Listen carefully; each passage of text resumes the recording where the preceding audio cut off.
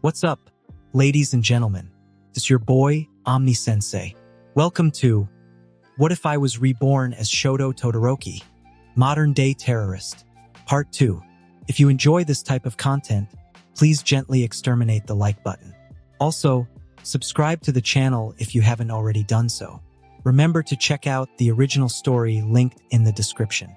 Without further ado, let's get into the Todoroki family drama.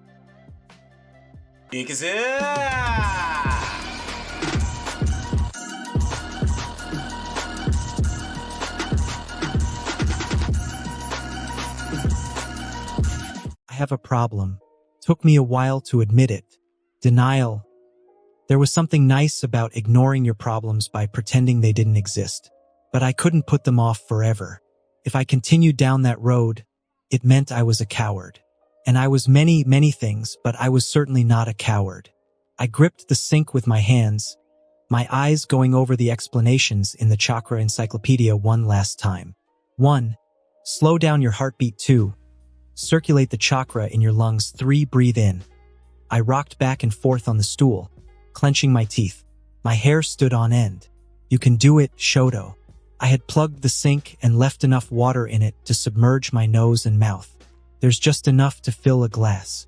It's impossible to drown yourself. My fingernails were scraping the white acrylic. Go ahead. I breathed in. Then I dipped my head into the water. My nose barely touched the shimmering surface before I jumped off the stool, furiously wiping the drops from my skin. You can't go on like this. I knew it, of course I knew it.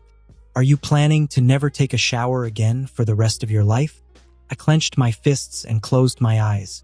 I could hear the sound of the water stirring and splashing against the walls of the sink. And what happens when you're outside and it rains? Will you curl up in a ball and have a panic attack? I am not a coward. What is the difference between death at the hands of a villain and being drowned by your brother? I opened my eyes wide. You will die tomorrow if you don't try to live today. I turned back to the sink. I placed a shaky foot on the stool. The plastic creaked. I almost hoped it would break. I put the second one down. The stool remained stable. I forced my eyes up from my feet to take a look at the water. It was calm, harmless. I grabbed the sink and forced myself to lower my face. My eyes were wide open. It's okay. It's just a little water. It's okay. My breathing became ragged. My stomach swelled and deflated quickly, my torso rubbing against the sink's edge. My muscles spasmed. My neck twitched, my head moving back and forth like a crane, not knowing whether to go down or up. Blood dripped from my nose. I closed my eyes. I sucked in a deep breath. Okay, no problem. That's for another time. My muscles relaxed. I stopped shaking. We've already made progress. That's very good. Now we'll go backwards. I betrayed myself and put my head under the water. My fingers broke the sink and sank into the sandstone. My shoulders tensed. My back arched backward. My whole body was trying to pull me out of the water. I gritted my teeth and forced myself to stay still. Panic overwhelmed me. I'm going to drown. I'm going to drown. I'm drowning. I opened my mouth. My lungs were empty. The heartbeat. Calm down, Shoto. Calm down. I dug my fingers deeper and deeper into the sink. I could feel the cracks spreading under my palms and across the white surface. But I couldn't let go.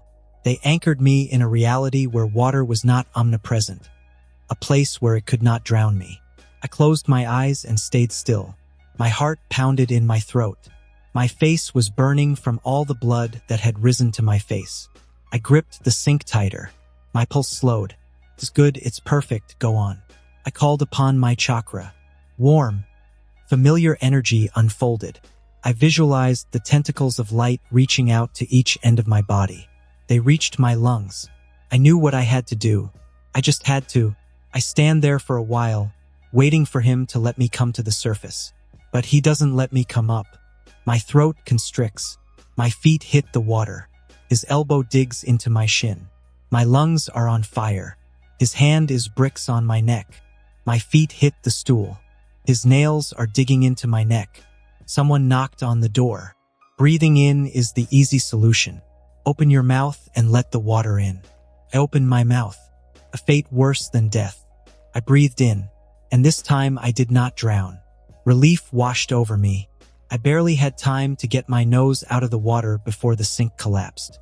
I blinked, looking foolishly at the chunks of sandstone stuck in my hands. A cloud of white dust hovered in the bathroom.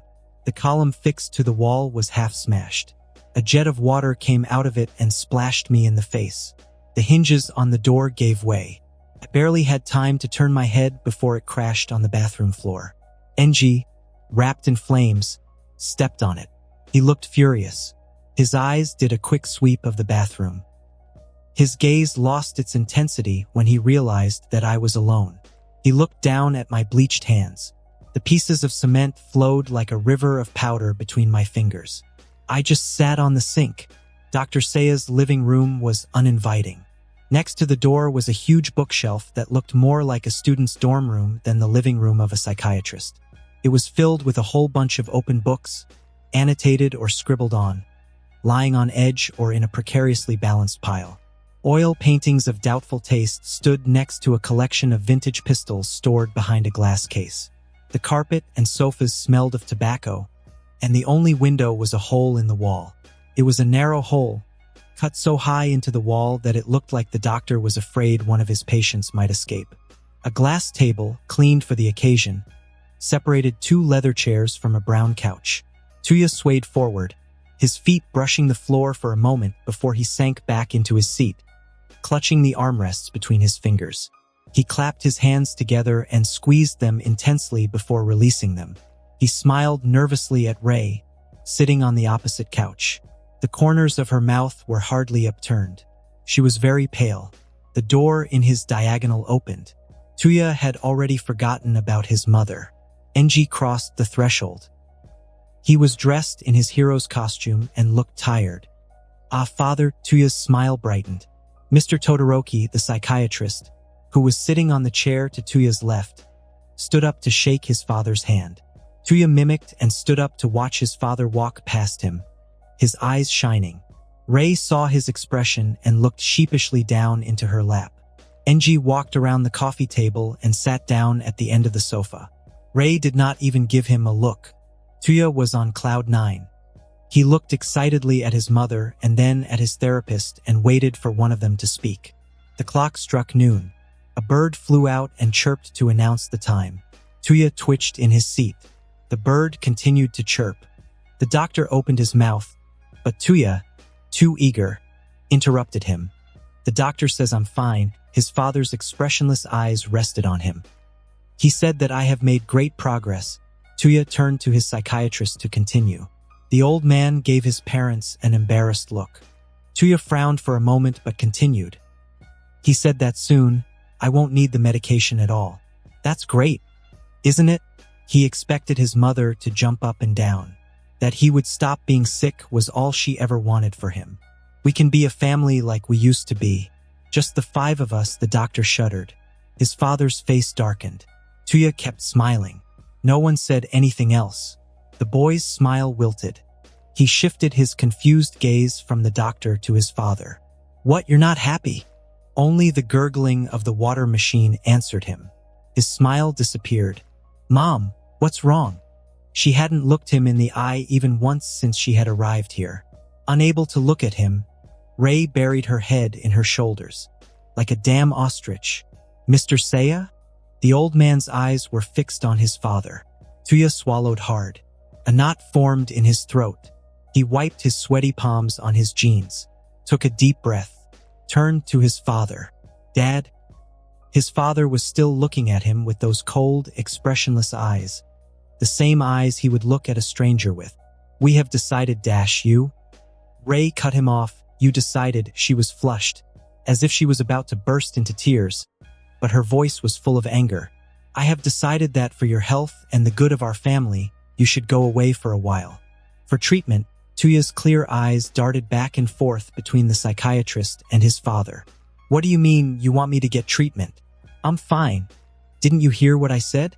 The doc wants me to stop taking the medicine."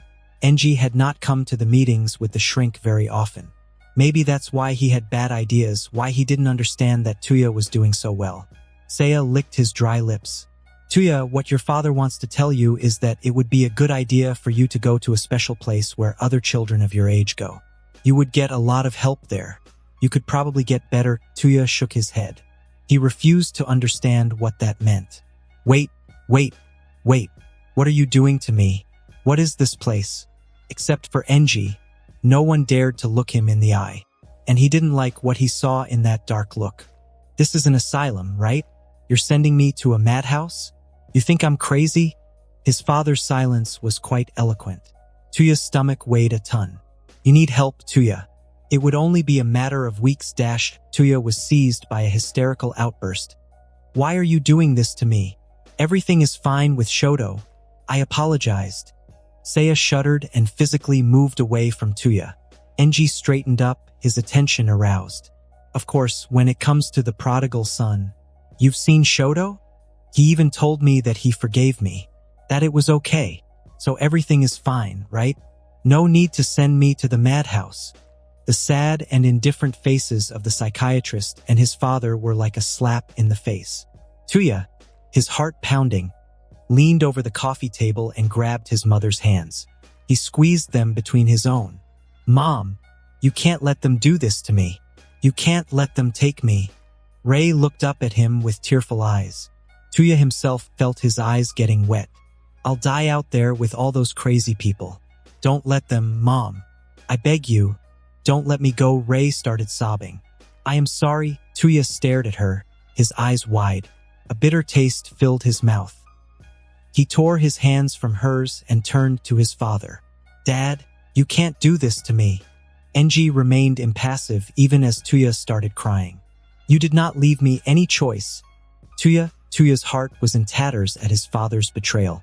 Any trust that he might have had in him was shattered to pieces. Tuya threw himself at the feet of the last person who had not yet condemned him. Mr. Seiya, you know that I'm okay.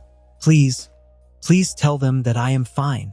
The old man shook his head, moved, but forced himself to remain firm. It will only take a few months at most. Once you are healed, you can return to your family and everything will be as it was before. Tuya shifted his crazy eyes from the psychiatrist to his parents. Pity, sadness, apathy. He had been honest with the psychiatrist. He had told him everything, hoping that he could help him to heal. He had told him that he had had no intention of drowning Shoto, that he only wanted to wash him so that Mama would be happy. And then Shoto had started to push his hand to get his head out of the water. Tuya had felt angry. Why did he fight like that? It wasn't as if he had ever hurt him. He had continued to fight. Tuya was getting angrier and angrier. And then he asked himself, wouldn't everything be better if Shoto wasn't around anymore? Mama would continue to give him all her attention. He would be Daddy's favorite again. Yes, everything would be perfect. So he started pushing him underwater. His eyes swept over the three adults around him. Their accusing looks pierced him from side to side. And suddenly he was sure. They knew. They knew that if his father didn't get there in time, he would be done with Shoto. They knew that he would have preferred it that way, and that he didn't even feel guilty about it. That's why they kept him away, because he had been honest, because he told them the truth. They didn't care about him or anything that happened to him. They were all against him. They were all with Shoto. And suddenly Tuya saw red. He grabbed the coffee table and turned it over with one hand. It shattered on the floor, glass flying all over the room. Ray barely had the time to widen her eyes when Enji stood up to block her view and protect her from the flying pieces of glass. The doctor sank back into his seat and covered his head with both of his hands. Calm down, Tuya, but it was stronger than him now. His left hand was shaking, and his blood was boiling. Something inside him was thirsting for revenge. Something inside him was screaming at him to destroy everything. Is that what you want? He grabbed the water dispenser and threw it to the ground. A piece of glass pierced it, and the water spilled all over the living room. You want me to be crazy? He broke the glass case with one blow. He didn't even notice that his fist was bloody. Look at that! With a wave of his arm, he swept away the entire collection of guns and gold coins. They crashed to the soaked ground, some even breaking upon impact. Tuya, The corners of his mouth turned up in a caricature of rage, threw himself at the painting. He ripped off the first one and threw it against the wall. It bounced before one of the golden moldings came off. He picked up the second and kicked it in, tearing the canvas apart. He picked up the stool from the old dressing table and smashed it against the wooden cabinet. It bent but did not break. Tuya, mad with rage, continued to hit the furniture. He wanted to destroy everything so that everyone would feel his pain. Big, unfamiliar hands grasped at his clothes. They lifted him from the floor and pulled him back. "Let go of me! Let go of me!" His feet throbbed. He searched for support and clung to the doctor. The old man resisted. Tuya tore off a piece of his checkered shirt. Terror clung to him from the pit of his stomach. Suddenly, Tuya lost all the anger that animated him and became fearful again. "Mom, tell him it was an accident." His mother shook her head, both hands over her mouth, tears streaming down her cheeks. Tuya turned his frightened eyes to his father. "Dad, don't do this to me. Dad." He was being dragged towards the door and no one did anything to stop it. "I'm sorry. I won't do it again. I'm sorry. I'm sorry. The door closed on him. The weeks following Tuya's internment were the best in my life. I could walk around the house without having to worry about a would-be killer jumping out of a dark corner to slit my throat. I could increase the intensity of my workouts without worrying whether I would have enough energy to outrun someone twice my weight and size who wanted me dead. I could sleep soundly for the first time in ages without fear of being suffocated in my sleep. And all of this was priceless. Well, it had a price. But that didn't really matter. "Shoto, finish your bowl." I drank the milk in one gulp before burping. No one took offense, baby privileges be damned. My father scraped his chair on the floor. Ray had pulled me out of my high chair before Enji could even get up. "Leave it, I'll take care of him," said Ray. "As you wish." Fuyumi looked at them one after the other before she concentrated on her cereal once more. Natsuo, on the other hand, was not so tactful. "Say, are you going to divorce?" Ray froze. Enji's fork came to rest just above his plate. Ray cradled me on her hip before smiling and turning to look at him. "What makes you think that? You've been acting weird ever since Tutu left." The corners of Ray's mouth dropped, but her expression was still joyful. "You're imagining things, Natsu. Don't worry." Fuyumi looked up at Enji with hopeful eyes. "So you really won't divorce?" Ray laughed. "You can't divorce a Todoroki." Enji gave her a meaningful look, but Ray had already turned away. Yes, Tuya's departure came with a price. But between my life and a shadowy arranged marriage, there was no comparison. I wonder when I can ask Enji to take kenjutsu lessons. I looked at how I looked in the mirror and felt disgusted. A straw hat, a white shirt lined with blue overalls, and a pair of moccasins so heavy they looked like horseshoes. "Shoto, are you ready?" I arranged the bow tie crookedly, my lips tight. "Give me a minute." The hat slipped down over my eyes. "Shoto, hurry before we're late." I tore the hat off and threw it across the room. It slid under the bed and disappeared into the darker realms of life. I ran both hands over my hair to comb it back and straighten my shirt one last time. I looked like a redneck about to milk his cow. I opened the door.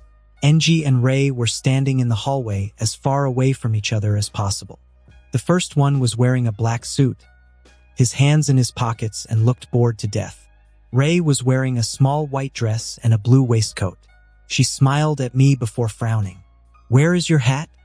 It got lost, and without waiting a second longer, I took big steps forward before slipping my hand into Enji's. He didn't look at me, but took my hand in his. I didn't like having to show my affection in public, but he left me no choice. Since the departure of our resident sociopath, Enji had been distancing himself from everyone, me included. To keep him from slipping through my fingers, I had to work twice as hard. I had put too much effort, time, and energy into him to let him go. I would stay with him until he asked me to stop, and even then I would continue. Click, click. Let's go. For the 100th time in my life, I thanked karma for being reborn into a rich family. I had no idea how I would have endured a life in a house smaller than my current bathroom. The poor were magnets for disease, it was well known. By living in slums, the school looked more like a hotel complex than anything else. The main building was white stone, with a towering clock above the double doors. I suspected that it was made of solid gold. Next to the paved walkways were gardens mowed to the millimeter. There was a marble fountain with a cherub pouring water from its penis. A black wrought iron gate, crowned with the initials SW, led the way to this upscale kindergarten. It had the best of everything, including an Olympic-sized swimming pool and athletic fields, according to the brochure. Looks like a great school, doesn't it, Shoto? I was gonna nod foolishly, but then it clicked. Didn't Fuyumi went to school here? Rei shook her head, and Natsuo? Also negative. I frowned and turned to Enji. For a long time, I had mistakenly believed that Rei made all the decisions concerning the Todoroki and that Enji just followed her lead. But that was only for decisions that were not particularly important. Trophy wife, huh. As the bigwig of the family's credit cards, he had the last word in everything. The fact that he had taken the time to choose this school and to take a leave of absence to accompany me. Why are we here? Enji looked down at me. He silently eyed me before turning his attention back to the school. Rei took pictures of everything like a paparazzi. I heard they have a great cafeteria. I raised my eyebrows so high that I just acquired 3 wrinkles. Endeavor-sama, a woman in a gray suit, trotted up to us. Her auburn hair was tied back in a low, loose bun, with a few strands falling across her face. Her blazer was unbuttoned over a white embroidered blouse. She pulled up her dark glasses with one hand, a file tucked under her arm. I'm sorry, I've been grading a bunch of papers and didn't realize time had passed. This is a kindergarten. What was she grading? Drawings? You were taller than I expected. She shot a bright smile at Enji. He looked even more irritated than the time he had to put on a birthday hat.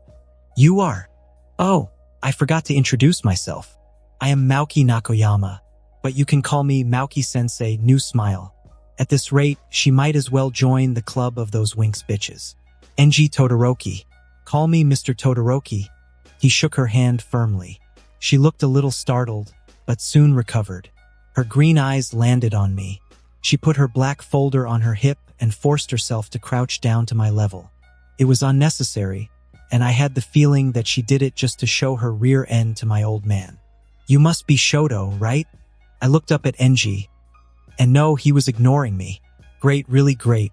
I deadpanned. How did you guess? She laughed, then lifted her eyes to Enji. She looked at him from under her lashes for longer than politeness required before she straightened up and stretched like a cat. She tried to ruffle my hair, but I stepped back. She pretended not to care. I have a feeling we're going to be great friends. You and I. Shoto? Todoroki? Excuse me? Call me Todoroki. She forced a smile. Here is a little boy who already has the desire to be like the big boys. I didn't laugh. Neither did Enji. Maoki gradually looked uncomfortable.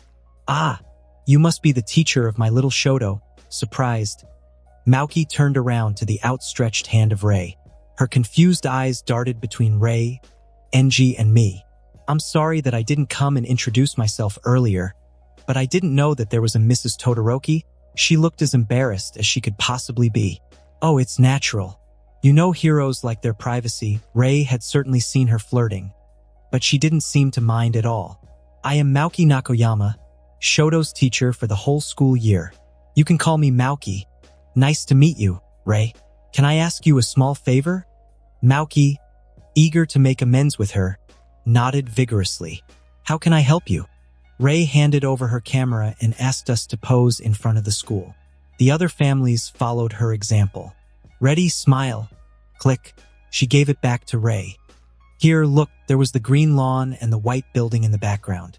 I could be seen between Enji and Rei, holding the former's hand. Enji and I looked just as annoyed as each other, while Rei smiled sweetly. A real daddy's boy, annoyed. I tried to remove my hand from Enji's, but he caught it and squeezed it harder. I looked up at him, a little surprised, but he was looking straight ahead. How about we start this tour? There was a swimming pool, a running track, tennis courts, volleyball courts, a gymnasium full of the latest equipment, 6 dojos, a boxing gym, and a sword training area. Of course, only students with written and signed parental permission have access to the weapons training room. The room is also under 24-hour guard, and the weapons are inaccessible without access codes. There are cameras without blind spots and 2 guards are always present. Ray nodded. Tense. Well, that's organized. Even her smile was unnatural. We take the safety of our students very seriously, Ms. Todoroki. In our 4 years of existence, we have never had a single injury outside of training. So there have been injured, I beg your pardon? There have been injuries during training, that's what you're saying, right? Maoki gave Enji a confused look. Well, yes, but it didn't go further than a broken arm or a twisted ankle. Ray nodded. So there are casualties. Good. Very good. She looked disapprovingly at the weapons in the display window. Maoki tried to reassure her. The students only train with dummy weapons. And if they get injured, we have an infirmary where 3 licensed doctors take turns to provide continuous support. Ray didn't look any more comforted. You said that there are security guards. Who are they? What qualifications do they have to deal with such young children? I moved away discreetly, leaving Maoki to raise clutches. Enji stood in front of the display of bladed weapons. There were tons of knives, swords, sabers and handguns laid out on purple bassinets. He looked at a short sword, not much bigger than me. It's a tanto. The handle was made of braided leather. The blade was shiny, but there was no doubt that this was no display weapon. I had one of these when I was younger. I looked up at him. Why did you have one? He was silent for such a long time that I thought he was not going to answer me. I did many things before I became a hero. I waited for him to go on. But he didn't add anything. Enji was a man of few words. What is this school? An international training center specializing in training heroes' children. That was the reason why no one else but Maoki had jumped at him. You want me to become a hero? He looked down at me. I felt the heat rise to my face. I grabbed the strap of my overalls and played with it. I hated feeling nervous and I hated that he could see it. I want you to know how to fight back. I lowered my head so he wouldn't see my relief. I can't always be here for you. He was there when it mattered. That's the only thing I care about. I know silence fell over us. I wanted to thank him for the bridge and for Tuya. I wanted to tell him that I was grateful and that I owed him my life in many ways. But I had never been very good at expressing my feelings. And I think I was afraid of how he would react. Emotions always ended up being used against you in one way or another. But I wanted to believe that he was different, that he wasn't like my progenitors. I made the one and only emotional gesture that I had ever been taught to make in both of my lives. I lifted 2 shy fingers toward his pocket. He pulled his hand out of it and took mine. His palm was warm, comforting, paternal. For the first time in my life, I did not take a step towards Enji to get something from him. And it felt good. These guys are crazy. Everybody is all warmed up? Everybody is all warmed up. The 10 or so kids in my class nodded, breathing hard. I had expected them to give up on the 3rd lap, crying that it was too hard. But no. They chewed their way through the exercise without so much as a whimper. The instructor clapped his hands. Good. All right. I want everybody to sit in a circle. We're going to do presentations. Circle up, we're going to do presentations today. Since most of the students were from abroad, the teachers had no choice but to adapt so that everyone could understand the instructions. I got used to it quickly. My brain hardly responded to English anymore. Who wants to start? I was at the crescent end of our semicircle. The teacher pointed to himself with his thumb. I am Mizuki-sensei, your certified close combat instructor. In my class, you will learn to defend yourself and run away from potential attackers until help arrives. He pointed to the first student to his left. Your name, why you are at this school, and if you have an altar that is useful for your survival. The boy had blonde hair and dull blue eyes. Patrick Bate. My aunt thinks I should learn to defend myself since I was almost kidnapped. No useful altar. The teacher didn't seem the least bit surprised to hear that a 4-year-old had been kidnapped. He smiled at him and then translated for everyone. A small blonde continued. Valentina Legdara. Assassination attempt. Telekinesis. The next boy continued in broken Japanese. Gunma Shiranui. A hostage situation. No useful altar, the following presentations were no different. None of them were there to be heroes. The most surprising thing was that almost none of them had a useful altar. The teacher turned out to be a gifted polyglot. He could speak Russian, French, English, Turkish, Chinese, Spanish, and, of course, Japanese. From the ease with which he was able to switch from one language to the other, I suspected that it was due to his altar. He pointed at me with his chin. Your turn, Shoto Todoroki. Fire and ice, 2 quirks, not common. He gave me the same smile he gave to everyone else. The 2 English twins to my left stirred. I saw him last week. His father is the number 2 of Japan. He's the only one who didn't say why he was here. Probably because nothing serious has happened to him. Only a matter of time. Mizuki clapped his hands to get our attention. Now that we know each other a little better, let's start with our exercises. Who has knowledge of martial arts? 3/4 of the students raised their hands. Our third teacher of the day was a blonde with arms so thick she could have crushed my skull like a walnut between the crook of her elbow and her biceps. I'm training Sergeant Sarah Connor. Welcome to Sword and Cross. Rookies, she spoke Japanese with a heavy American accent. In my class, you will learn how to survive in hostile terrain until help arrives. I will teach you how to feed yourself with what you find, how to heal yourself, how to blend in with the local population, and how to make a phone out of spare parts. The American, Patrick, raised his hand. What if help doesn't come? She smiled and the scar at the corner of her mouth stretched across her skin, making her look like a disturbed clown. This is what we teach in the 3rd year. Try not to be gone by then. The cafeteria was upscale, like everything else in the school.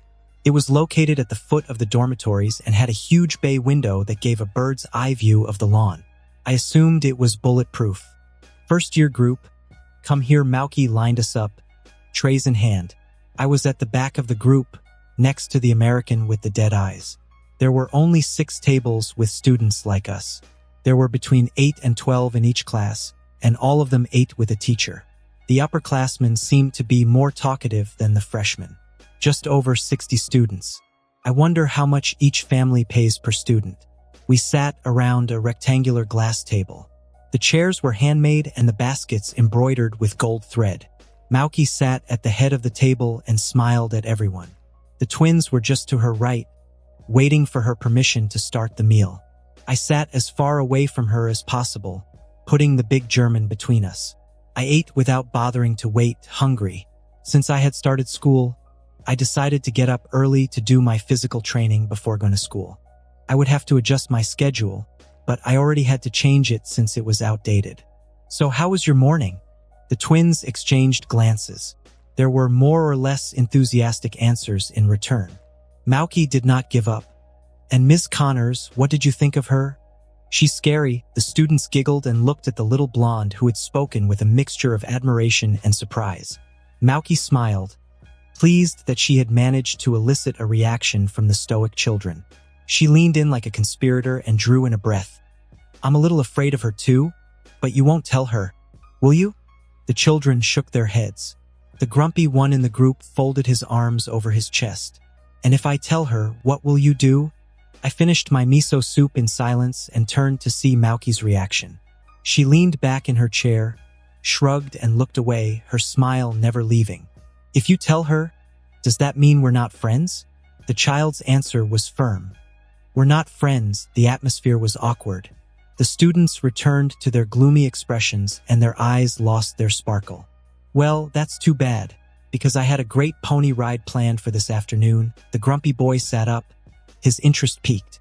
The twins exchanged glances. Ponies? A whole bunch, enough for all of you. Mauki shrugged. I also had planned ice cream and a great movie, but that's just for my friends, so... The small Italian blonde raised her hand. I want to be your friend. Me too. Me too. A wave of cheers rose from the children. All of them had lost their sullen, unapproachable looks and were demanding to know a whole lot of details about the afternoon ahead of them. I finished my salmon. Military training in the morning and daycare in the afternoon. Is everyone here whose parents signed the permission slip? The professor turned to his assistant. Notebook in hand, he scanned the list with his fingertips. They are all here, very good. Are there any first years among us?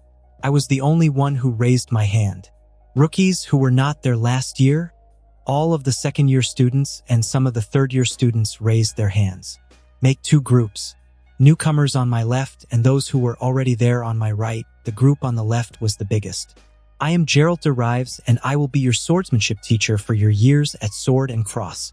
You are here today because your parents or guardians have deemed you worthy to handle a sword without endangering yourself or others. He patted his auburn-haired assistant on the shoulder. Tanjiro here is my assistant instructor. He will be taking care of the group of those who are already familiar with our training methods. Tanjiro stepped forward. This group, with me, will continue from where we left off last year. 8 students followed him, chatting quietly among themselves. I hope you trained well during the holidays. Otherwise, the comment quieted them. He pulled out a black box and handed out wooden swords. Put on your protective gear and let's go. Professor Derives blocked our view of the other group. He turned his golden pupils on us. Since you only have 2 years left to learn the basics of the craft, this is going to be an express training. He looked straight in the eyes. Your name? Todoroki. Since you're the only first year, you'll have to keep up the pace. If it's too hard for you, just let me know and we'll see how we can go on from there. I nodded, although I had no intention of giving up. I was at a dead end in my personal kenjutsu training because I didn't have a real teacher to interact with. This elective was a godsend, and I wouldn't let this opportunity pass. At Sword and Cross, we pay special attention to the safety and well-being of our students. Swordsmanship will be your common foundation. Next year, you will be able to learn how to handle another weapon. If you're very good, you'll even get to learn a third. But don't get your hopes up. It's a rare occurrence. There was one girl who was showing off because she already knew how to use a dagger and a sword. But she was not good. It must have been basic, but it was impressive considering the average age of the students was 5. In addition to handling a blade, you will learn how to maintain it and keep it in good condition. Remember, in hostile territory, your weapon is your most valuable ally. A hand went up. What about our quirks? Nowadays, everyone relies so much on their altar that they forget the most important thing. Our body. Our body is our most precious weapon, and I can guarantee you that a well-trained body is worth infinitely more than an altar that we would like to believe is all-powerful. His comment caused quite a stir among the students. Would you like to see me demonstrate? They all nodded. I myself was very interested in the rest of the class. Who here has an offensive quirk? I and another boy raised our hands. Derives indicated him with his chin. I can move the floor a bit, you. Fire and ice. 2 quirks? Come here. I crossed the group until I was facing him. Tanjiro. The other teacher threw a wooden sword at Derives without even turning around. Todoroki, do you know how to use your quirks? To answer, I let the temperature in my immediate vicinity drop before setting my left side ablaze. I still had trouble using both sides at the same time, but I was making progress. Derives held up his hand in front of the students. This is my quirk. His fingertips lit up. It looked like green fireflies had just come to life under his nails. Not very impressive, eh? In our scenario, Shoto is the one who has the advantage. The girl from before raised her hand. But you are an adult? It's true. Derives put his right hand behind his back and hopped on one leg.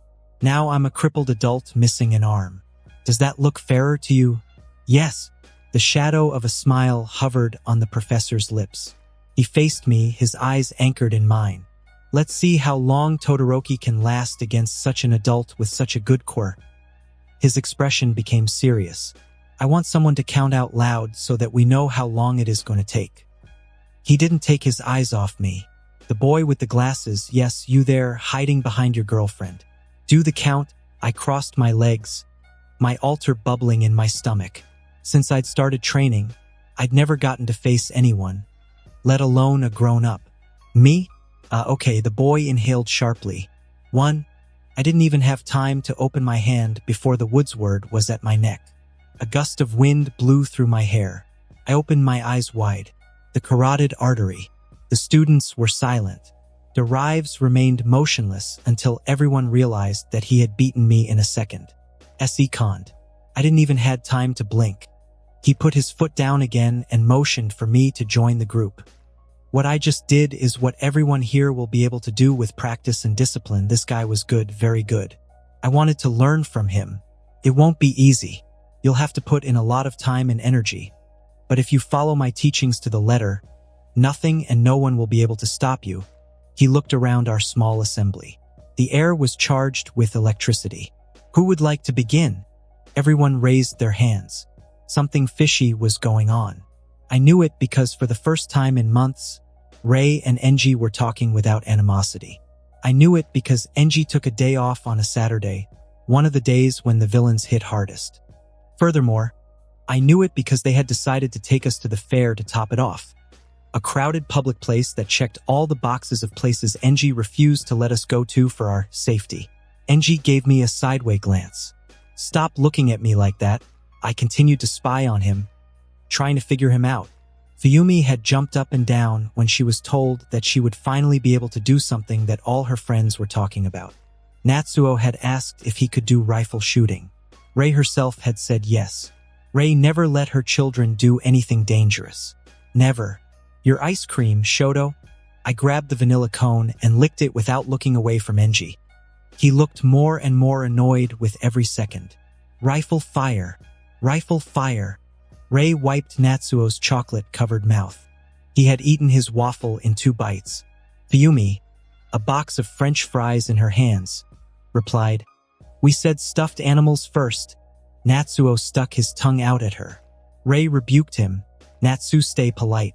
We're in a public place where everyone looked at us with curiosity." Enji didn't even need his costume or his fiery beard to be recognized. A giant with hair of fire and eyes of ice. There were no two like him. But thanks to his reputation as the most evil of heroes and his perpetual grumpiness, no one dared to approach him. The crowd stayed at a good distance, opening up like the sea in front of us as soon as we moved forward. Another advantage was that the queues magically disappeared as soon as Enji was around. When some people tried to take pictures of us and Ray, all Enji had to do was look them straight in the eye and they would obediently put their cell phones in their pockets. I was not stupid enough to believe that none of them would reach the net, but there would be very few. Ray, seeing that her children had eaten well, finally turned to Enji. "Enji, would you like something to eat?" She asked him reluctantly, but she was good enough to make it sound like she was asking him willingly. He shook his head. "Does everyone have everything they want? Don't you want anything else?" Fuyumi shyly pointed to her empty can of Coke. "Mom, can I have another one?" Ray stifled a sigh. Nothing else besides Fuyumi?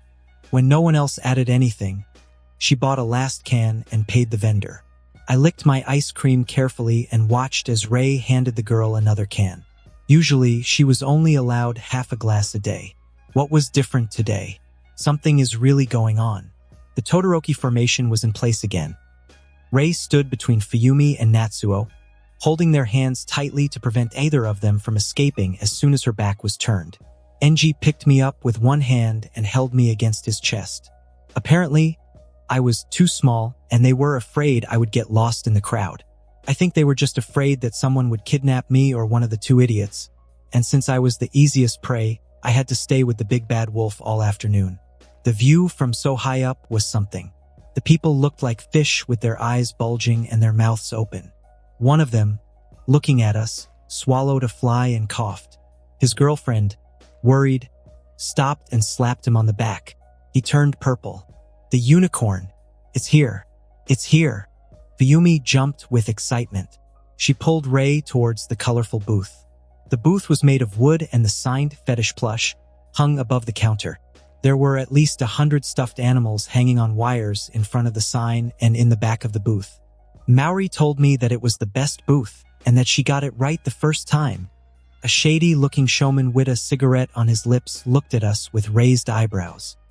He stubbed it out in an ashtray, wiped his hands on a dirty cloth and came to us. "Ladies and gentlemen, what can I do for you?" Fuyumi pointed at the unicorn. "I want that one." The showman laughs in good humor. "If you want my great friend Mindy, you have to play and win her." Fuyumi turned her puppy dog eyes to Ray. She had already pulled out her credit card. "Just one game," said the little girl quickly. "You're quite sure of yourself?" Little one, Fuyumi smiled and stepped in front of the counter. She closed her eyes and pulled a thread at random. Oh, she mumbled. There was nothing at the end of the thread. Let's play a few more games, Rei said as she paid again. Fuyumi regained her composure and pulled a thread. Then another, and another. At the end of the 5th try, Rei handed over her card again. On the 10th try, Natsuo set himself the goal of helping Fuyumi draw the winning strip. They won a green striped fish that reminded me of the cheap version of a cartoon we had seen once. It's not even the real Nemo, said Natsuo. Fuyumi didn't deny. Once again, the showman scratched his head with his fingertip and lifted his khaki cap slightly. I'd like to play with you again, but you've been here for a while and there are many other girls who would like to play as well. A crowd had indeed formed next to the booth. However, there were as many adults as children. Oh well, okay. Her eyes filled with tears. Rei put her hand on her shoulder. It's okay, Fuyumi. We'll try to come back at the end, so you can play again. Alright? Fuyumi's lips quivered and she clenched her skirt between her fists. Head bowed. Natsuo came closer. I've taken a good look at the stand and I'm sure we'll make it next time. Fuyumi nodded with difficulty. Enji looked at her for a few seconds before pulling his wallet out of his pocket. How much? The showman straightened up. He put his hand over his heart, exaggerating his surprise. I'm afraid it's not for sale, Mr. Endeavor Dash. How much? 150,000. Enji took a wad of bills out of his wallet and placed it on the counter. The showman smiled. He was missing a tooth. He unhooked the unicorn and brought it to Fuyumi. She hugged it and leapt for joy, drying her tears on the artificial fur. I look forward to seeing you again, Mr. Endeavor. Why aren't you eating your cone? Because in a fight breakout, I could use the tip to stab someone's eye out. Don't want. Natsuo shrugged and went back to duck hunting with Fuyumi. I pushed the unicorn horn away from my cheek, irritated. Fuyumi had asked Dad to carry it for her, and since then the stuffed animal had been competing with me for my personal space. Rei crossed out the rides on her map. We did the stuffed animals, the ghost train, the duck fishing, the racetrack, the bumper cars. Enji had glared at everyone and no one had dared to run at us. It was a one-sided massacre. Then duck fishing again and we're left with the shooting booth. Rei looked at Enji worriedly. And then we're done. I scanned Enji's face, waiting for something, anything, that would give him away, but to no avail. The guy had an incredible poker face. Let's eat here afterwards. It will be easier to digest. Digest? Huh? The big reveal is coming soon. Rei immediately went back to her map. There is a food stand not far away. Fuyumi had caught enough ducks to win a butterfly makeup palette and a pair of 2 small heels she had to walk in. Rei let her do as she pleased, which was not exactly in her habit. To Natsuo's delight, we finally reached the shooting booth. There were a lot of men trying to show off to their girlfriends, elbowing each other and talking loudly to assert their dominance over others. They looked like roosters in a barnyard. The corner of the stall was cleared. The vendor waved us over. Natsuo was given a stool so that his head would stick out from the counter, and he could hold the rifle properly. He wedged it against his elbow and closed one eye so he could aim. Watch out for the recoil, Enji said. Natsuo shot without hesitation. He didn't even wait to aim and just fired into the pile, hoping to hit something. It looked like he was trying to imitate a machine gun. The showman gave him the consolation prize, a penguin keychain, but Natsuo didn't look disappointed. Shooting is so cool. Rei had already put her head back into her map. She crossed the booth off her list. And what about you, Shoto? Is there anything you want to do? Yeah, we only did things that I or Natsu wanted to do. We could go back to the stuffed animal stand and get you something.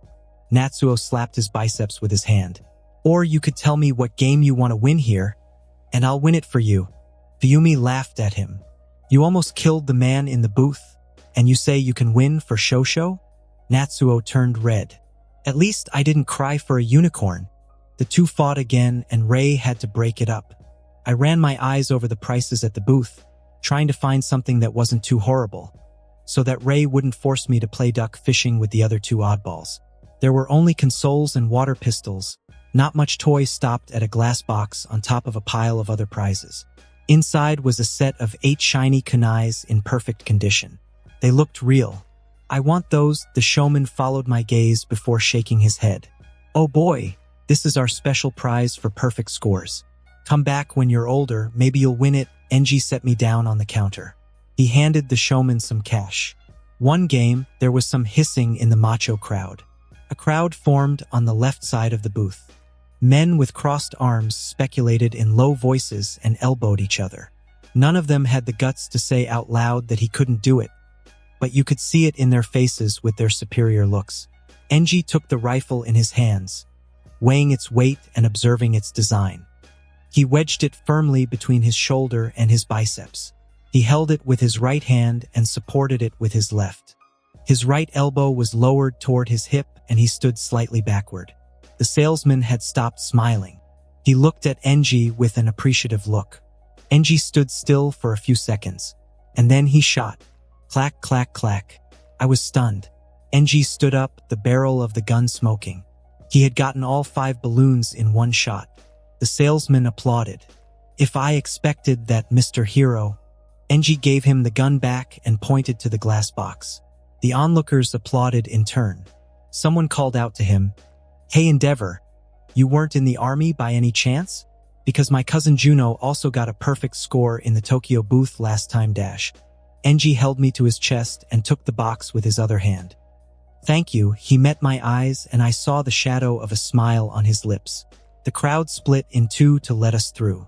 The group of macho men had turned the applause into a competition to be the loudest. Wow, Dad. It was awesome the way you held the gun and then you went phew, phew, phew. Natsuo started to imitate his shot while Fuyumi acted as the target he was shooting at. Rei frowned. Don't play like that. It's morbid. Fuyumi stopped playing dead and stood up. What does it mean, morbid? Natsuo pulled Enji's sleeve. Where did you learn to shoot like that? I wasn't always a hero. If he keeps saying that, I'll start thinking he had a career as a villain. Natsuo clenched his hands in supplication. Could you teach me? I swear I'll be super wise and stop fighting with Fuyu. If your mother agrees, perhaps SHOTO Todoroki or the art of absolving oneself in a second. Natsuo had forgotten all his questions the second he sat in front of a hamburger. Fuyumi had used her unicorn as a seat and ate in silence, savoring the greasy food. I eyed my burger dripping with cheese and fried onion with suspicion, turning here and there to peer through the half-open door of the mobile stall. Am I dreaming? Or did the old man just pick his butt? And he had his hands in the pizza dough again. This is exactly why I don't eat food cooked by poor people. Aren't you eating Shoto? I am. Rei grabbed some fries here and there and made sure that everyone had enough to eat. Enji himself had a hamburger bigger than my head and was eating it with gusto. I opened my sandwich to inspect the inside. No flying roaches or dead flies. Could the steak be horse? It sure smelled like the ponies at school. I put the burger down and ate the fries in silence. If Rei hadn't watched me like an owl, I wouldn't even have dared to drink the water. I pushed my burger over to Enji. I liked him, but I needed a sacrifice to avoid eating the slimy thing. And of the two of us, he was the only one with a stomach strong enough to survive diarrhea. He ate the burger without asking any questions, and Rei finally turned her attention to the other pair of awful children. At the end of the meal, they offered us drinks. Then desserts. Even the glutton Natsuo had to refuse. Fuyumi had one hand over her bloated belly and was lying on the bench in fetal position. She was foaming at the mouth. Apparently, drinking 4 cans of Coke in a row could put you in a coma-like state. Rei exchanged a glance with Enji. She looked nervous. Did you eat well? They nodded slowly. Nobody wants anything else? Not even a last game. I straightened up. I would finally find out why they had tried bribing us all day. Fuyumi sighed and closed her eyes. Can we go home? Of course, Fuyumi. But first we'd like to ask your brother a question. Natsuo shook his hand. Sorry, Mom. I'm not able to tell you how I made the hole in my mattress. What hole? What? What? Natsuo pretended to fall asleep face first on the table. Rei and Enji both turned to me. I frowned, not liking the way things were going. If you agree, Shoto. Rei clasped her hands. She was a little pale and wrinkles were visible on her forehead. We would like to pay Tuya a visit, I blinked. What? It would be an informal visit. Just family, Ray explained. You will never be alone with him. I could feel the ghost of his cold fingers on my neck. We'll visit him, we'll talk to him, and then we'll leave. You're not forced to do anything. If you don't want to, you won't go. Yes, it's just like your father says. But you should know that the doctors said that he has made a lot of progress. They think it would be good if he could see you. Angie frowned. Ray. She raised her hands in defense. I just said that it would be good for him to see you. That's all. Angie turned his attention back to me. No one forces you to do anything, Shoto. It's your choice. My voice was hoarse. Ray hastily served me some water. She spilled some on the picnic table. Here, drink a little. I drank the glass in one gulp. So what do you think? There was hope in Ray's eyes. Leave him alone, she twitched but added nothing. Enji put his hand on my back. Think about this seriously, Shoto. And remember that there is no right or wrong decision. The last time I saw him was months ago, in this forest. If I say yes, when shall we go? Immediately after that, for about an hour, Ray could not hide the excitement in her voice. Enji gave her a sideways glance. A lot had happened since the incident. I had trained tirelessly morning, noon, and night. I had learned to wield knives with the intent to hurt. I knew how to defend myself against a grown man and break his wrists. I had learned to use my chakra to cut through trees with my fists alone. Yes, things were different. I was different. Okay, let's go. Ray leaped happily. Enji looked worried. But there would be no more incidents with Tuya, because if he attacked me again, I would kill him. The hospital was no hospital. There were gardens with prune trees, bushes with flowers and fruit, birdhouses hanging from the trunks. The hallways were not like hospital hallways. The floor was covered with fleece carpets. Paintings hung on the walls. Hand-painted vases adorned mahogany tables. It was not a hospital. It didn't smell of antiseptic. The phone at the reception didn't ring off the hook. No one was screaming to get ahead. The nurses weren't running around. None of the patients were bleeding. My neck wasn't burning. I wasn't having a panic attack. The neon lights weren't yellow. I wasn't drowning in the open air. Everyone was happy and smiling when I almost died. The damn walls. Shoto, are you okay? I blinked. We stood in front of a lacquered wooden door. 2 large white ceramic vases framed it. Inside were higanbana, the flowers of death. Yes, the nurse exchanged glances with someone over my head. He had his hand on the handle and had not yet opened it. You can come back another time if you prefer. Oh no, it's been so long since I saw Tutu, Natsuo added. Yeah, we didn't come all this way for nothing. I had to see him. I had to know. I had to understand. I met the nurse's eyes. Yes, we didn't come for nothing. New glance exchanged over my head. The nurse opened the door with a smile on his face. Tuya is always a bit busy at this time of day, but I think you'll be able to surprise him if you enter discreetly. Fuyumi and Natsuo looked forward to it. They slipped through the door, suppressing their laughter and elbowing each other. A triangle of yellow light fell on the brown carpet. Ray was the next to enter. I could hear their cheerful voices from the other side of the door. My eyes went back to the higanbana. There were no leaves, only scarlet flowers. A hand slipped into mine. I looked up at Enji. I am here. His hand was warm, comforting, familiar. I squeezed his fingers to thank him, and then we entered. The room was as large as a houseman apartment. The white walls were covered with golden moldings, as fine and detailed as the finest embroidery. The ceiling was frescoed like the Sistine Chapel. A crystal chandelier with brand new candles was the main light fixture. 3 huge golden windows, as high as they were wide, gave a breathtaking view of a marble terrace. Sculpted busts of illustrious personalities were placed between them. Flowered silk curtains framed the windows and were held to the walls by ribbons. The bed on the left against the wall was a 4-poster. There were hand-embroidered pillows, and the blanket was perfectly ironed. Someone was probably making his bed as well. On the nightstand was an open book. The right side was a living room. There was a rough wooden fireplace with candlesticks on top. Armchairs and a cream-colored sofa surrounded a coffee table with golden legs. A sable coat had been negligently left on one of the arms of the big chair. Golf clubs had been left on the large Moroccan carpet. I felt anger bubbling in my chest as I finished observing the place. A library, stacks of board games, rollerblades left in a corner, leftover chocolate cake on a rattan desk, a half-colored drawing book. It wasn't a cold, hostile hospital room. It wasn't punishment. It was a damn reward. For the first time in my life, I was seized with such intense, violent rage that, for a second, I saw nothing but white. There was no more space, no more questions, no more need to know. There was just me and this boundless rage scratching at the inside of my chest, screaming at me to let it explode. I could feel its heat. I could taste its heaviness. I could hear it begging me to let it consume me.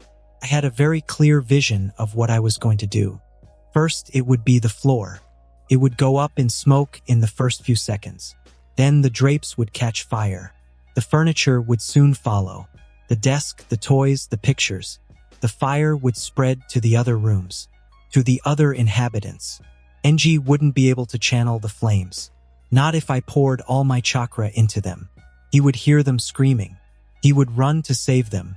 I'll go out on the terrace and grab Tuya by the collar of his shirt. Fuyumi and Natsuo would scream. Rei would cry, but she would let it go because that's all she was good for, crying and letting things go. He would fight. I will hit him if necessary. As many times as it would take to get him to come back inside with me. I'll get on top of him, put my hands on his throat, and I'll squeeze just like he did for me. My nails would dig into his throat. I will feel his blood between my fingers. I will see his frightened eyes as he begged me to stop. I was not a murderer, but I will make an exception for him. Shoto, I blinked. The white scattered but floated in the corners of my vision. I heard laughter. I looked up at the patio. Tuya was painting the gardens. Fuyumi slipped behind him and jumped on him. He dropped his brush, laughed and hugged her. Natsuo joined in. They fell to the ground. They looked happy. Rei was talking with a smile on her face, but I couldn't hear her. She looked happy too. Enji pulled me gently. Come, the white disappeared. He led me to the chair and pushed off the coat. One movement and I was on his lap. 5 clean cups lay on the table. Enji held me with one hand as he leaned forward to pour himself some tea. He straightened, holding me close to his chest. He stroked my hair with one hand and sipped his drink with the other. Enji was not an affectionate person. In fact, he was uncomfortable with anything that had to do with emotions. But that didn't mean that he was blind or unaware of what was going on around him. I let myself fall back against him. My anger had subsided, but it was not gone. A comfortable silence surrounded us. I started to play with the zipper of his jacket. I could still hear laughter in the background. I was practically slumped over him. He was so tall that my legs, even stretched out, did not reach his knees. His cup came to rest right in front of his lips. Do you think I'll be as tall as you when I grow up? He replied with a straight face. You're quite short even for your age. A small laugh escaped my lips. The window opened. Their cheerful voices pierced the stillness of the room. Let's have a drink. I asked for tea to be prepared. Wow, Tutu. It's great here. It's like you're a grown-up. Fuyumi continued to rave about the place. She and Natsuo threw themselves on the sofa to our right. Rei sat between them and served tea to everyone. The patch of white hair appeared behind the back of the sofa. I straightened. My father's arm was around me. He pulled me closer. Wait, I have cake too. The patch moved away. Natsuo went to choose a game from the boxes piled near the desk. How about Monopoly? Tuya's voice carried. Nah. Last time Fuyumi cheated, the little girl laughed happily. Natsuo continued to rummage through the pile. What about Scrabble? You can't even spell your own name? Fuyumi and Natsuo argued again. Tuya appeared, a pile of brownies in a crystal bowl in his hands. He smiled at Enji. Then his eyes fell on me. A shy smile touched his lips. Hi Shoto. Rei watched me, waiting for me to say something. Anger clawed at my chest again. Hello. His smile widened. He put the plate on the table. Help yourself.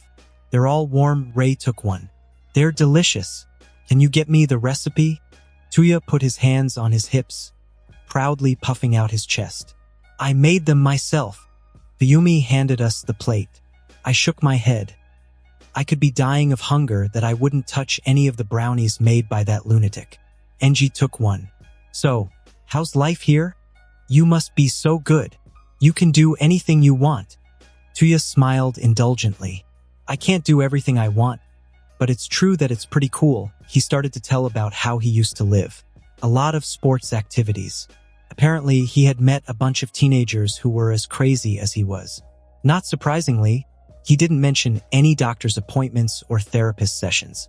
He seemed to enjoy having all the attention focused on him. He exaggerated each of his memories to make them more exciting and added more grandiose details whenever he was asked for more information. Natsuo and Fuyumi looked at him as if he were the Messiah. I hated the way he looked into our eyes one after the other, as if he were a politician trying to win votes in the middle of an election. Enji began to stroke my hair again. Tuya's eyes darted back and forth between Enji and me. At some point, he stopped looking at us. He spoke. For a long time. At some point, I even wondered if he wasn't trying to kill me out of boredom. There was a knock at the door. Tuya paused and turned his head. Yes, the nurse from earlier entered. I would like to speak to you personally, Mr. and Mrs. Todoroki. To discuss Tuya's progress, the boy beamed with happiness. Rei opened her mouth to speak, but Enji cut her off. We will do it here. Tuya looked at Enji and then clapped his hands. Natsu, Fuyu, let's play. That's what I've been saying for the last hour. Rei helped them move the coffee table so they could play on the carpet. Tuya took a cloth bag from the pile of games.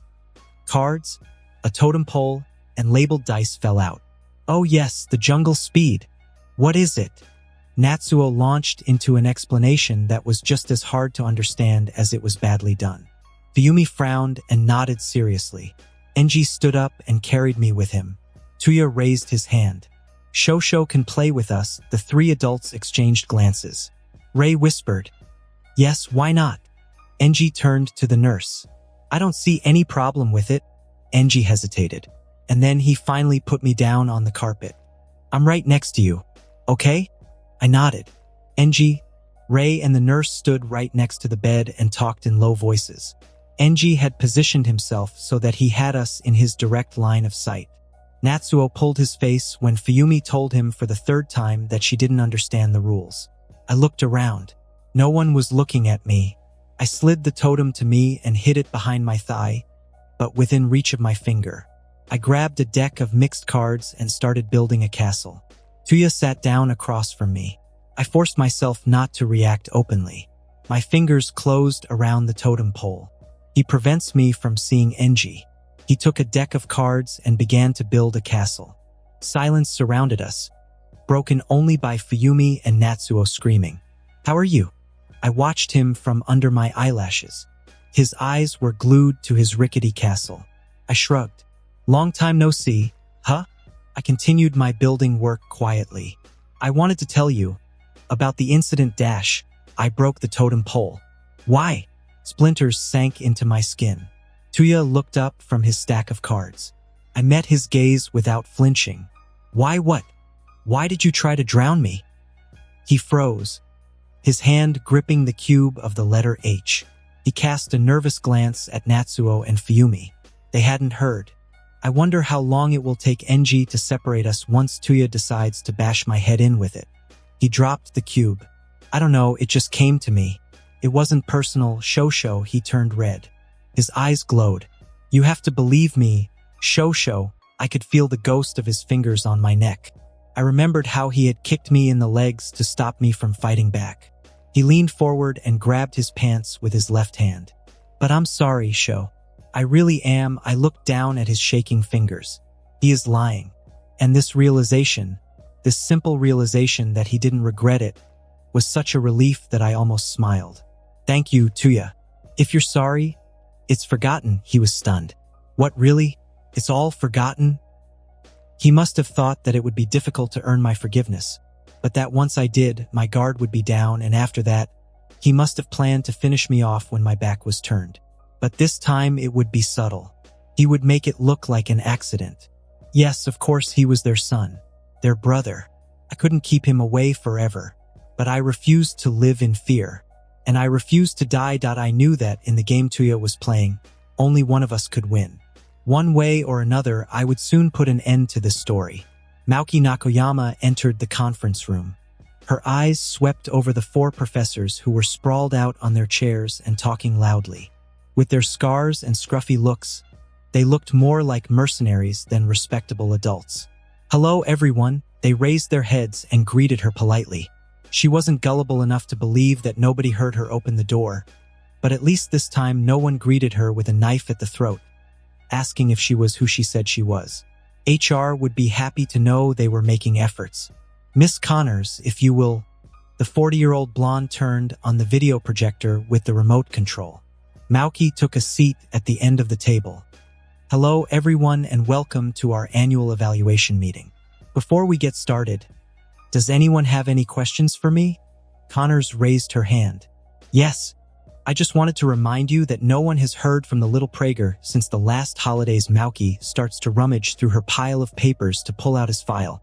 Mizuki laughed. "Little? Letting him ride one of the center's ponies was animal cruelty." Derives looks at him reproachfully. "We're talking about a missing pupil?" Still amused. Mizuki crossed his arms over his chest. "So, missing students happen every year. And this boy was overweight. He was here for what, 8 months?" Maoki pulled out the Anton Prager sheet from the others. She read it briefly. 8.5 months. "That's right. That's what I said. The reason he stayed at S&W for so long without losing a single ounce is because he didn't want to make the effort. You all know that we can't do anything if the students don't put in the effort. His disappearance is his own fault. No one found anything wrong with his reasoning." But no one joined in Mizuki's mockery. "Anton Prager's disappearance is certainly tragic," Maoki said, "but Mizuki-sensei is right. Our school and the training we offer reduce the risk of disappearance and premature death of our students by 60%. But if the worst should happen, it will." Everyone nodded somberly. "If the worst is meant to happen, it'll happen," was the unofficial credo of the Sword and Cross teachers. After seeing even their best students disappear over the years, they had all begun to distance themselves from the children. They did not want to suffer if they did not see them again after the holidays. Mizuki had been particularly affected by the case of a little Korean boy he had taken under his wing a few years ago. The boy had been kidnapped for ransom, and when the money was received, the kidnappers had sent his fingers to his parents through the mail. His mother had left the heroic scene shortly thereafter. Everyone had a similar story about a child they had made the mistake of getting too close to. Maoki knew how hard it was to stay away from them, especially since some of them were already traumatized and in dire need of affection and human warmth. But she also knew that it was even more difficult for her colleagues to get too close to children who had an almost 50% chance of disappearing without ever leaving a trace behind. It was cruel to say, but she would rather have them be cynical like Mizuki than to be broken by each new missing child. And then there were the 60% who survived. That was already something. Mizuki raised his glass. "Let's thank little Anton for shortening the meeting." He drank it down in one gulp, in the same way he would have done for alcohol. Maoki exchanged a look with Derives. He sniffed the air and shook his head. "Let's get back to work." Connors launched the first slide. The photos of the 12 students appeared on the screen in alphabetical order. They all looked tired or indifferent to varying degrees. Not really the kind of expression one would expect from kids their age. "So we have 11 students in Class Alpha this year," Maoki said. "I'd like to hear your opinions about their group." Mizuki shrugged. "Meh. Not different from other years." Tanjiro shook his head. "We only have one in knife practice." Connors looked at the pictures as if she was looking at them for the very first time. "Oh yeah, that boy over there is really good at manual labor. But he's a real wreck when it comes to survival skills." Mizuki followed his gaze. "Isn't he the nephew of US number 1? "Yes. And he's a scaredy cat." Maoki tapped her pen on the blank paper. "Focus. I asked for views on the group as a whole. It was good to know if a class had enough group spirit to reshuffle it if needed. There should not be too many lazy people in one place, otherwise they could influence the others and make them dive with them. All in all, they're okay," Mizuki said, "without the fat kid. I can say that the survival rate of this class has gone up to 80%. Derives gave him a pointed look. They have a good lead with the quatuor up there. Mauki handed the remote to Sarah to zoom in on some faces. She pointed at the Anglo-Turkish twins first. They're pretty self-contained, but they follow the exercises well. They are also complementary enough to have a good chance of getting through it as long as they stay together, Mauki scribbled furiously. Why is that? They do a kind of selective learning. Each one has its preferences and learns what the other one doesn't want to. How many survival estimates? Sarah took some time to think. Together, 70%. Individually, it depends on the circumstances. Good news then. Sarah zoomed in on the little blonde. Mizuki straightened up when he saw her. The French one, huh? She's pretty good in close combat. Sarah nodded. Her parents are training her to be a hero, as she told me, and she has a good quirk. It would be nice if we could help her train it starting next year. Telekinesis. Yes, Mauki wrote to give her parents this option. She is quiet but learns very fast. 75%. 80. Everyone turned their heads to Mizuki. She knocked down my assistant with a judo hold on the first day. She took him by surprise, but it still counts. Tanjiro whistled in admiration. Derives raised his eyebrows. She knocked Kenji out? The second before he smiled at her and the second after he looked at the ceiling wondering how he got there. 80. Then Mauki was happy. The front-runners looked extremely promising this year. Connors zoomed in on one of the few Asians this year. Did you know that little Shiranui goes around with needles in his pockets? Everyone shook their heads. That little bastard tried to stick one in me the other day when I told him to give it to me. He almost poked my eye out, but I have to say he is good with them. I recommend we offer his parents the knife option next year. Who knows what he could do with one? Mauki took note of everything she said. How much? Right now? 60. But I'd say he has a potential of 70 or even 75 if he takes the option. Sarah finally zoomed in on a last student. This isn't 4, Mizuki said.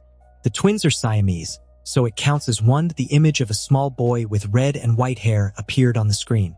Mauki did not miss the renewed interest of Tanjiro and Derives. Is he your protege? Tanjiro nodded. More than that. He is a true genius of Kenjutsu. Derives took over.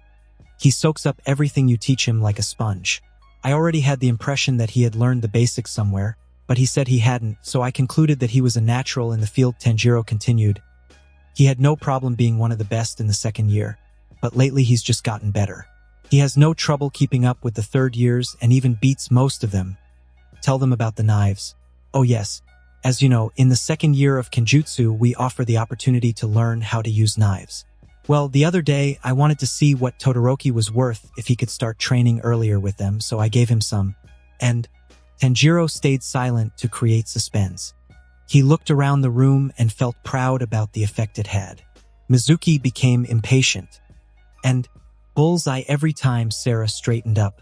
How many times did you made him shoot? 50. Mizuki and Connors were quite surprised. Mauki noted with appreciation. An excellent group this year. Hopefully, you've put him on moving targets? With such a talent, his chances of survival went to the next level. Of course, his average score is 80 out of 100. But he's only been training for 3 months. Mauki pushed her files until she reached Todoroki's. Sword and Cross was based on a European school cycle to accommodate as many students as possible. For them, the year ended in July, so they would start again in September. And since the little one was born in December, not yet 5 years old, she was pleasantly surprised. Mizuki raised his eyebrows in bewilderment, but he recovered quickly. I always thought he was rather small for an 8-year-old, even though S&W was, in the eyes of the general public, a high-end children's preschool.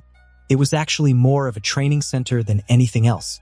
The first-year children were supposed to be about 4 years old and the last year 6. In reality, the average age was between 7 and 10, although sometimes there were a few younger and a few older, like little Todoroki here. For fear of jeopardizing their coverage in the eyes of the media, they could not accept any older ones for the time being. Not only would they be in trouble, but the Japanese government would bear the brunt of it when it was revealed that they had agreed to open a children's military camp in their country. More than an advantage, being a child of heroes was a damnation for a short and painful life. Although times were changing, The public still refused to open its eyes to this alarming situation. If he can reach 100% hit each time, we had the idea to make him start the practice of a third weapon. Mauki took a few seconds to think about it. If he agrees himself, I have no objection. Mizuki held up his hand. If he's that good, I can also teach him close combat with a knife. Sarah turned to him. You would go out of your way to help a brat? He shrugged. He and the little French girl are progressing too fast. If I were to ask him to practice knife attacks on her, it might keep the two of them busy long enough for them to stop bothering me when I take my smoke breaks, an answer worthy of Mizuki. Anything else to add? Mauki looked around the room. Connors shook the plastic remote control. Yes, I didn't have time to give my opinion. Mauki let him speak. He learns fast, but he is a bit strange. He has trouble with everything manual, but not in the way you would expect. He has problems with trivial things, such as, he can build a campfire in a minute, but you can't ask him to get his hands dirty to collect the wood. In fact, when it comes to anything close to chores or anything he considers beneath him, he is simply incompetent. Tanjiro and Derives looked a little surprised to hear such things about their star pupil. He acts as if he's never washed a dish or held a rag in his life. When he's alone in unknown territory, I'm afraid he'll act more like a lost prince than one of the locals. Mauki noted the remarks with application. You'll have to find a way to get rid of his mannerisms next year. Connors nodded. How much is it? 70. The other teachers got agitated. 80, said Derives, or even 85. Sarah rejected it. His arrogance will be his end. Put a knife in his hands and I can tell you that this boy will work wonders. What if he finds himself in a situation where he has no access to a sword? She smiled, or a knife. 70-inch Mizuki interjected. He is quite good in close combat and has no problem beating older students. 75-inch, he has two very good alter. Tanjiro says.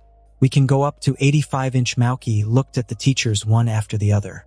Each of them stood their ground. I'll say 75 with a potential of 85. The session went the same way for the other students.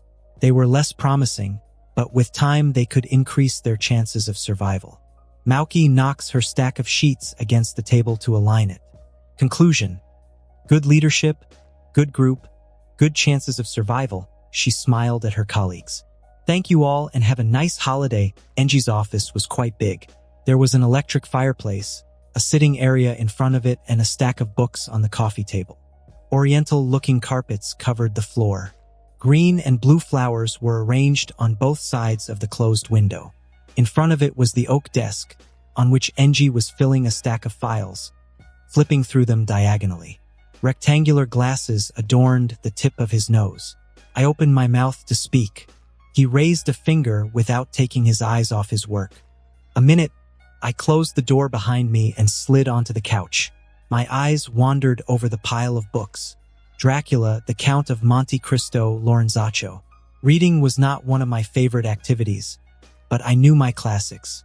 The last book, however, didn't ring a bell at all. I picked it up and started reading to pass time. The pages were creased and the corners of the cover were folded. A man depraved to the extreme. Do you like it? I looked up at Enji. He always moved silently. He sat down in the big chair to my left. This is one of my favorite books. I looked at the leather book in a new light. I wondered what the story of a man with questionable morals had to offer to my father. Can I borrow it? Of course you can. I closed the book and placed it on the couch next to me. I began to rifle through my bag, pulling out the documents. How was school today? We just did stuff like we always do. They want us to practice over the holidays so we don't forget anything. My fingers closed on the stapled handout. Do you want me to hire someone to help you for the next 2 months? For the sword and the knife, yes, and as a second thought, I added, please. I handed him the pile of sheets Mauki had given me. Here, you have to sign this. He pulled his glasses down over his eyes again. He looked like an old man at his end. It was hard for me to hide my smile. How old are you? I will be 34 this year. Wow, he's young. He lifted the corner of the first page and read the second. Your teacher wants my permission to give you more options. I straightened up, proud of what I had accomplished in 10 months. Except for the other blonde girl, I had the highest score in our class. With a few exceptions, the average was around 55. And to think that half of those incompetents were twice my age. They want to let you choose a third weapon. Your Kenjutsu teachers also want to teach you extracurricular things. He looked a bit surprised. The more he read their comments, the more proud I felt. I had worked hard since the incident. Initially, fear and anxiety had been my energy source. I didn't get up at dawn because it was fun. Running until my legs gave out, coming home exhausted every day with barely enough time to clear my head before falling asleep. I wanted to give up more than once, and I was not ashamed to say so. Going from a life of no effort to 300% all at once was the hardest thing I had ever had to do.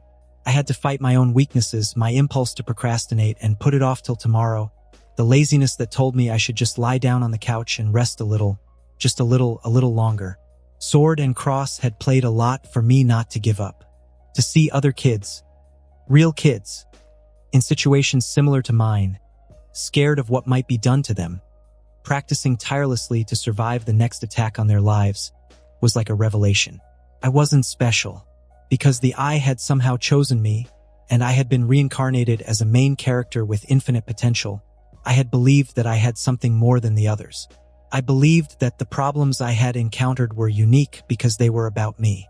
I believed that no one had ever experienced what I was experiencing, and therefore I was some kind of tragic figure with a dark past. But those children, the ones we thought were privileged and happy because of the chance of their birth, had shown me that I was just one of many. For some, like the French girl, it was not their brother who tried to kill them, but their father. For others, dying would have been a blessing, given what they had survived. There were also those who were never seen again. And it wasn't even because of who they were as a person. Most of their quirks weren't even special.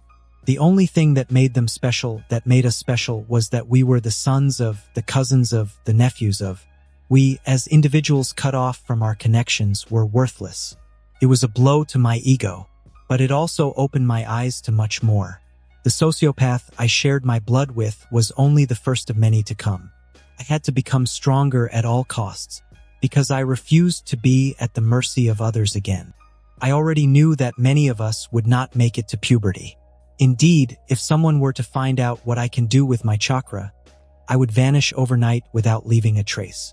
But that was just one more reason for me to train harder, longer, and more often. I was not a murderer. The only animal I had ever seen dead was the steak on my plate. I didn't enjoy seeing others suffer. I wasn't fond of children, but I didn't take sadistic pleasure in their tears after I'd hit them a little too hard in a duel. But I knew myself well, and I also knew that if it came to surviving, I would be willing to sell my soul to the devil. For there are worse things than death. Shoto, I looked up at Enji. He gave me a long look. Yes, my left hand was shaking. I hid it under my thigh. You want to be strong.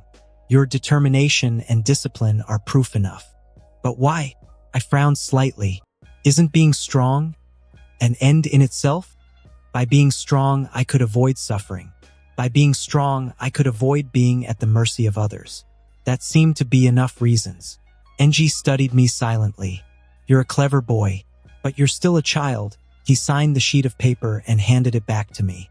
Think about what I told you. He went back to his desk and waved me out. Ray looked at her watch. An uncontrollable smile played on her lips. She was wearing a white dress with blue flowers on it and black sandals. A large straw hat decorated with a ribbon sat on her head. She had nearly knocked over paintings and vases just crossing the corridor from her room to the entrance hall.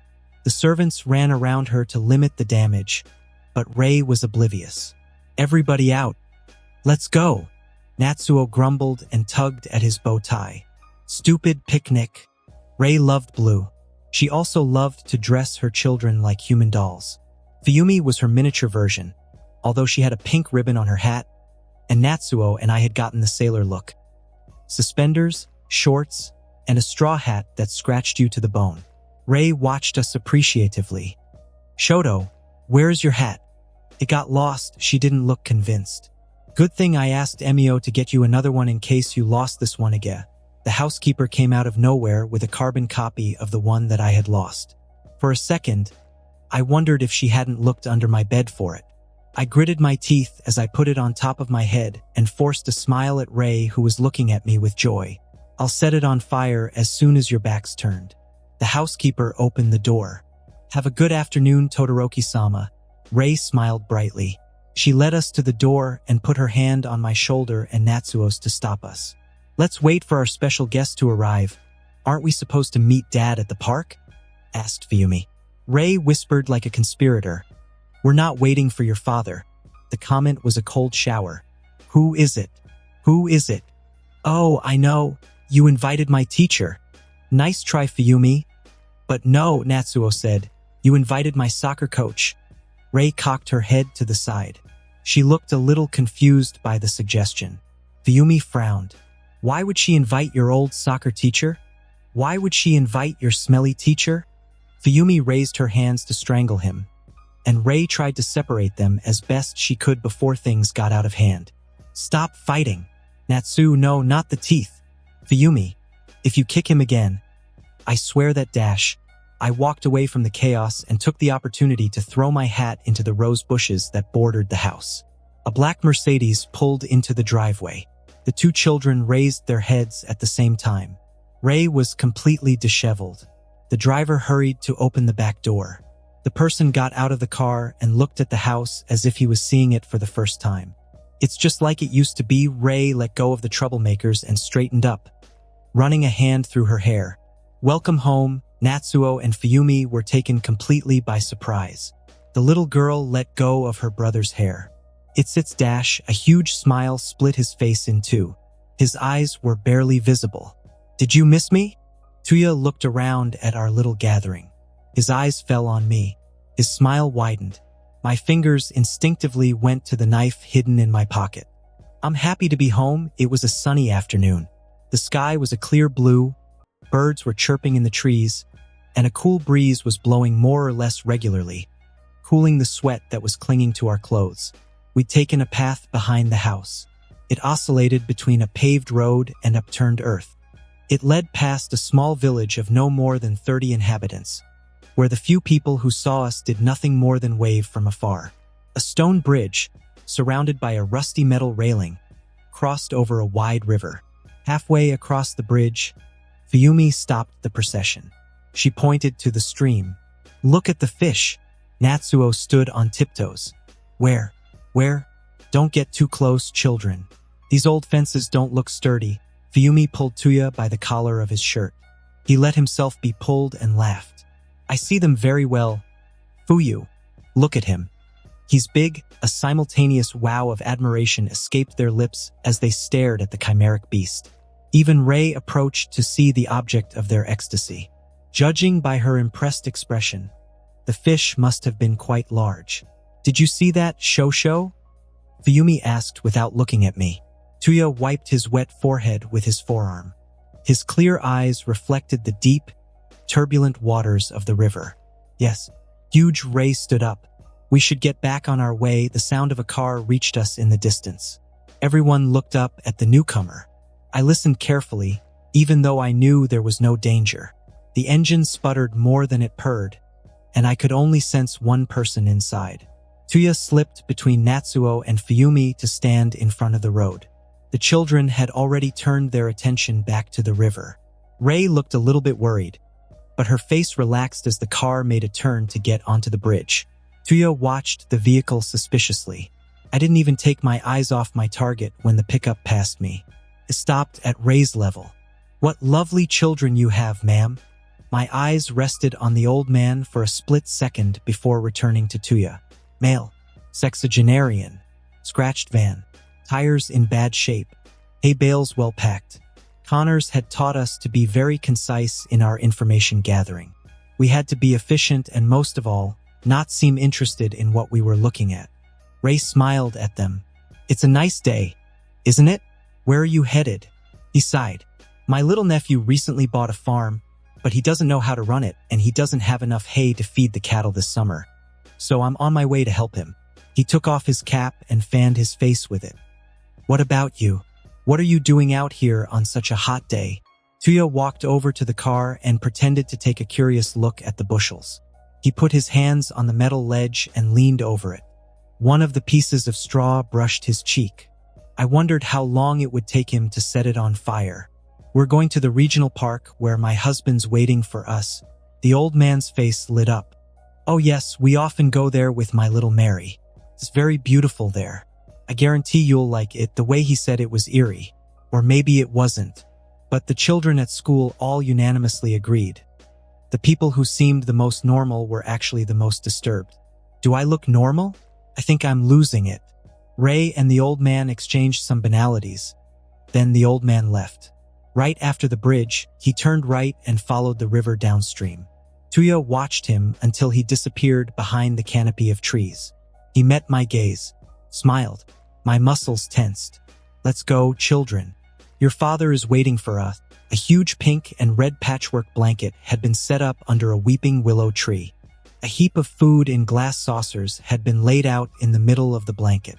I felt the tension ease from my shoulders as I saw Enji leaning against the tree. His arms crossed over his chest and his eyes closed. He was still in his hero costume. I dropped to his right and grabbed the first bottle of iced water I could find. I hadn't even had time to open it before Enji snatched it and opened it for me. He handed it back to me. Hi, I said. I took the bottle and drank until I was bloated. A trickle of water ran down my chin and I wiped it off with the back of my shirt. Where's your hat? It got lost. There was a gleam of amusement in his eyes. Hello? Enji. Ray didn't dare meet his gaze and sat shyly to his left. It was a bit awkward between them at the moment. Ray hadn't gone back to sleep in the master's bedroom yet, but I think their relationship was on the mend. Enji nodded in her direction. Natsuo sat next to Ray and Fuyumi sat next to me. Tuya completed the circle and sat down across from Enji. The latter greeted him as well. It's good to have you back, Tuya. An uncontrollable smile formed on the boy's lips. He looked down and played with the hem of his shirt. Yes, I'm happy to be home too, Fuyumi nudged him. Look who's so shy, Tuya looked at him red-faced. Natsuo giggled behind his hands. Ray admonished them without much vigor. Don't bother your brother, Enji straightened up. Let's eat. Wait. I have a great game for a great day. Natsuo pulled a pack of Uno out of his pocket. Fuyumi's shoulders slumped. She grunted. That game again?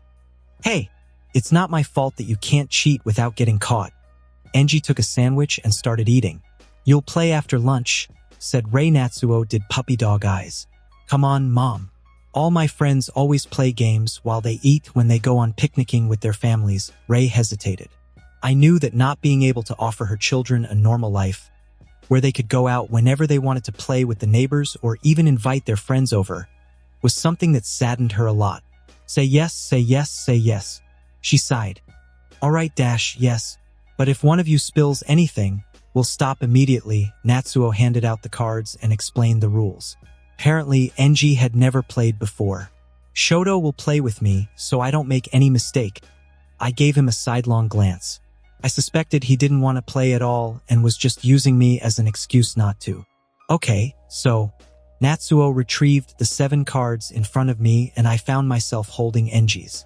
I drank some raspberry juice and watched the game distractedly. Tuya squirmed for the 7th time since he'd sat down. He'd been acting strange since we arrived. Shosho and Dad, you've lost again. I looked at my cards. Fuyumi had just hit me with a +4 and finished 4th. Really? Enji didn't seem the least bit interested. Okay, one more time. Ray looked a bit weary. Why don't we play something else? What other games did you bring? Natsuo frowned. Nothing. Fuyumi stirred. What do you mean, nothing? Did you think we'd do nothing else? My eyes slid from the little girl to Tuya. He rubbed his hands over his jeans and pressed his lips so tightly that they were white. If you're not happy, you should have brought your own games, Ray sighed. Natsuo, Fuyumi, calm down right now. Tuya clasped his knees with his hands. But it was he who he looked up at Enji. Dad, Mom, I have something to tell you. He was unusually serious. Fuyumi's angry cries died in her throat. She and Natsuo exchanged a look before they obediently went back to their seats. There was no sound. Go ahead, Tuya. We're listening. Ray offered him a gentle smile. He looked down at his knees for a second. then inhaled as if to gather his courage. The last time I was in the center, some people came to visit me. I didn't miss the concerned look Ray gave Enji. He put down his plate and crossed his arms over his chest. A wrinkle formed between his eyebrows.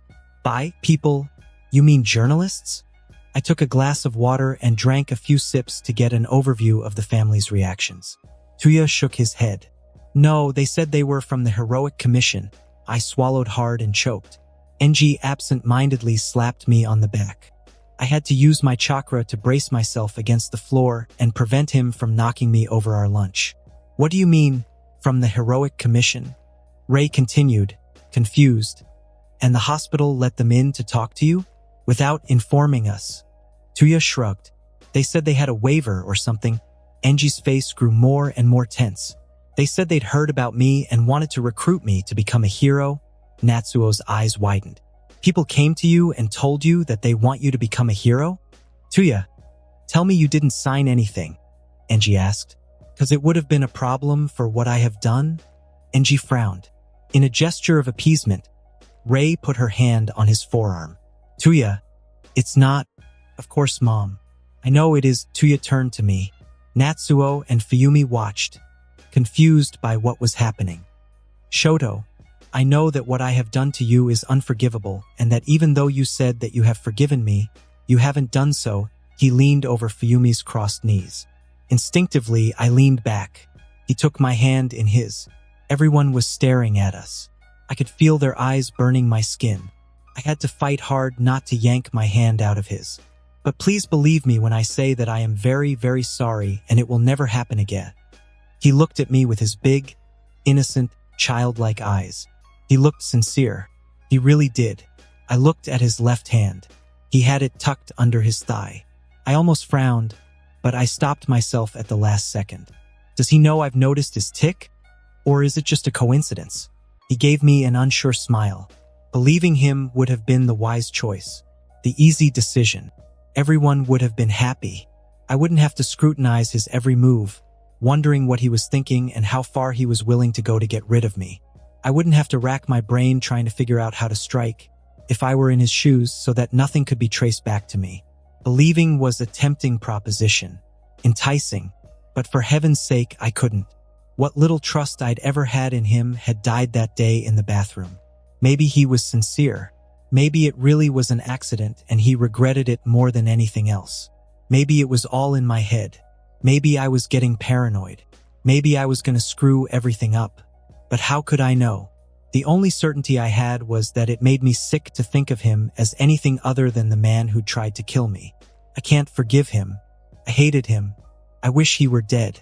My throat was dry. Swallowing my saliva felt like swallowing a rock. Slowly, with difficulty, a smile appeared on my face. My cheeks ached. No smile ever seemed harder than this one. It was as if my muscles were fighting against me, refusing to give him what he wanted. My face burned. I wondered if I would tear a muscle off if I smiled too hard. So I smiled so hard that tears of pain blurred my vision. Tuya wanted absolution, and if I didn't give it to him now, I ran the risk that he would remain suspicious of me. And if he suspected me, he'd be much more thorough with his next murder attempt. I'm losing it. Okay, Tutu, he watched me silently. I wondered if he could read me, if he understood that this story wasn't over for me either.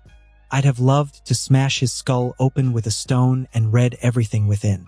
He smiled. I felt sick. He let go of my hand and stepped back. Fuyumi straightened up and pointed at us in turn. What is he talking about? What happened? Everyone ignored her. Dad. Mom. I know it's going to be hard to win back your trust. Ray was moved to tears. Enji had lost his usual aloofness. My stomach heaved as if someone had put a sack full of stones in it. Tuya, but I'm willing to do whatever it takes to become a good person. He took a deep breath, as if to give himself courage. The people from the commission. I told them yes. 3 of the lawyers had gathered in a circle on the terrace. They spoke in low voices and looked serious. Occasionally, I could hear Tuya throwing fits inside. Shoto, look over there. I cast an annoyed glance at Mizuki-sensei. Call me Todoroki. He rolled his eyes. We're not at school. I'll call you whatever I want. You're my employee. I'm your father's employee, not yours. Smartass. I gave him another irritated look, but continued to watch the debacle. It had been like this since this morning when Enji and Rei had announced that they would take the Hero Commission to court for recruiting Tuya, a minor, without their consent. Since then, the house had been in an uproar. I had no idea what was going on. If you don't concentrate, I swear I'll kick your ass, I laughed dryly. A new lawyer had just arrived. As if dash, I jumped back and avoided Mizuki's shiny knife by a hair's breadth. It's not one of those wooden ones. What the dash? He kicked me in the chest and sent me tumbling to the dusty floor. I rolled to soften the fall and immediately got up to avoid the foot that landed where my face had been a second before. He's really serious. If there's one thing you'll learn from me, it's to never look away from an opponent. He kicked me in the face. I crouched down to dodge and ducked under his leg. His fist caught me and knocked me to the ground. A cloud of dust rose up around me. I coughed. His dark silhouette stood out behind the falling yellow grains. He twirled his knife deftly between his thumb and forefinger. Get up. We're not done yet. Enji massaged his temples. Rei leaned forward, worried. You mean we can't void the contract? The lawyer fidgeted on the couch. Well, at first sight it seems not, Ms. Todoroki. My colleagues are studying it right now, but I'm afraid there's nothing to learn from it, more than angry. Rei was stunned. But he's a child. How can a contract signed by a child without the presence or even the knowledge of his legal guardians be worth anything in court? Enji had never had an opinion on the delicate subject of the Heroic Commission. However, he was aware of the fact that there was a division of opinion in the world of heroes. The heroes that came out of the government institute were of good quality, very often approaching the top 10 of the country, even if one could question the recipient of their loyalty. What was controversial, though, was the manner by which the committee acquired its recruits. They targeted orphans and any children too young and gullible to understand what was really being asked of them in exchange for a small signature. Then there were the rumors, the sordid stories, that the commission weeded out parents who were reluctant to sell their children to the devil.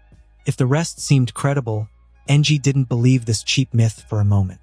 I'm sorry to tell you this, Ms. Todoroki, but the Heroic Commission has a special status, just like the NCB and some other government institutions.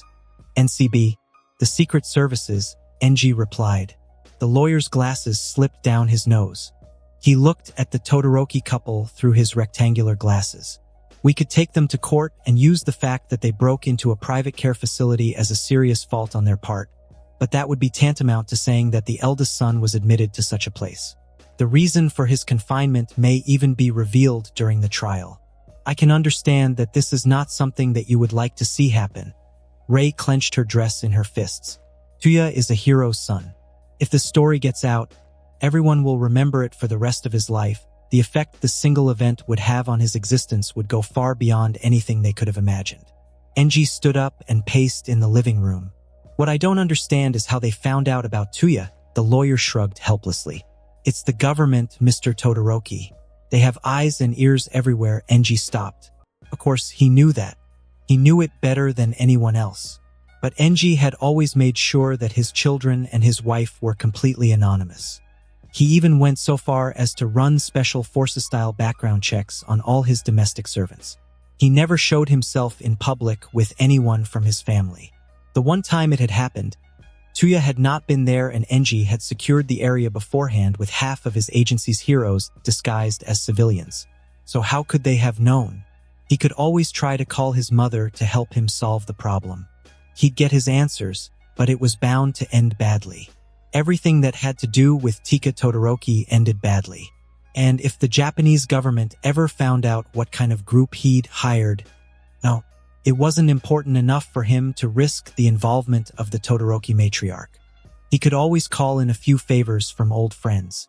Gunhee owed him one from the time he saved him from amputation. The living room door creaked. Dad, Mom, Enji, and Rei looked up at Tuya simultaneously. His eyes were bright from crying and his cheeks red from rubbing them to wipe away tears. Enji's face reflected nothing but his usual indifference. Are you done with your circus? The boy bit his lip and nodded slowly, his chin trembling. Enji, what do you want? The boy flinched. He looked down at his feet and clutched at his trousers with both hands. He looked ashamed. All the better. His outburst this morning had been unworthy of a boy of almost 11. He had screamed, cried, threatened to break everything if they didn't let him do what he wanted. Ray had been worried. So were the servants. Enji had crossed his arms over his chest, looked his eldest son straight in the eyes and said, in his coldest, calmest voice, 2 very simple words. Do it. The boy had been surprised. Of course he was. He had thought that by making a spectacle of himself, he would be able to make his little world bend to his will. He really hadn't understood a thing if he thought that a kid like him would ever be able to force Enji to do anything. Tuya had opened his mouth like a fish gaping for air, had closed it again. Enji had raised his eyebrows and showed him all the fragile objects around them with a casual gesture. What are you waiting for? Suddenly, his crocodile tears had stopped flowing. He locked himself in his room.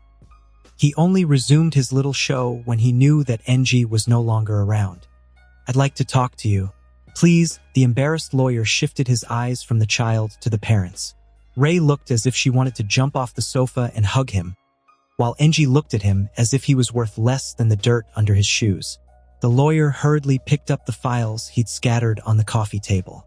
I still have to go over a few points with my colleagues, so I'll start right away and we can… No. The lawyer was startled and looked up at Enji. I beg your pardon? You stay here. We haven't finished talking yet. Tuya. It was the boy's turn to jump. Go back to your room and think about what you've done. We'll send for you when we feel it necessary. The child's shoulders slumped. Enji was not gullible enough to believe that his tears, if they were tears at all, were real. In fact, he had wondered for some time if what their son chose to show them was real or an act. Now, Tuya, the top of his face hidden by his drooping hair, turned on his heels and walked away without a sound. The lawyer followed his retreat with sympathy. Enji was glad that he had hired his son's instructor for every day this week. The sessions would be reduced to 3 per week for the remaining holidays, but at least he was busy enough to live unaware of the chaos going at home. He felt a surge of pride when he saw Shoto fall to the ground and get up in the same beat. You're mean to Tuya. You treat him coldly. Enji's pacified expression changed to his usual indifference. He let go of the curtains and turned to his wife. That's what you keep telling me? But how am I supposed to treat him when he spends all his time misbehaving?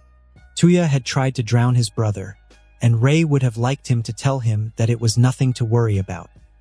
He had been making a scene all morning and acting like a spoiled brat, and Ray wanted him to get on his knees with her, and together they would beg their son's forgiveness for being responsible parents and punishing him when he acted out. TSS. Sometimes, Enji had the impression that he was the only one who realized that Tuya was on the wrong track and that if they didn't pull the rug out from under him now, he would end up very badly. You didn't even congratulate him on leaving the hospital. I did. I told him I was glad he was home. Barely a sentence. Enji didn't respond. Everything was an excuse to argue right now.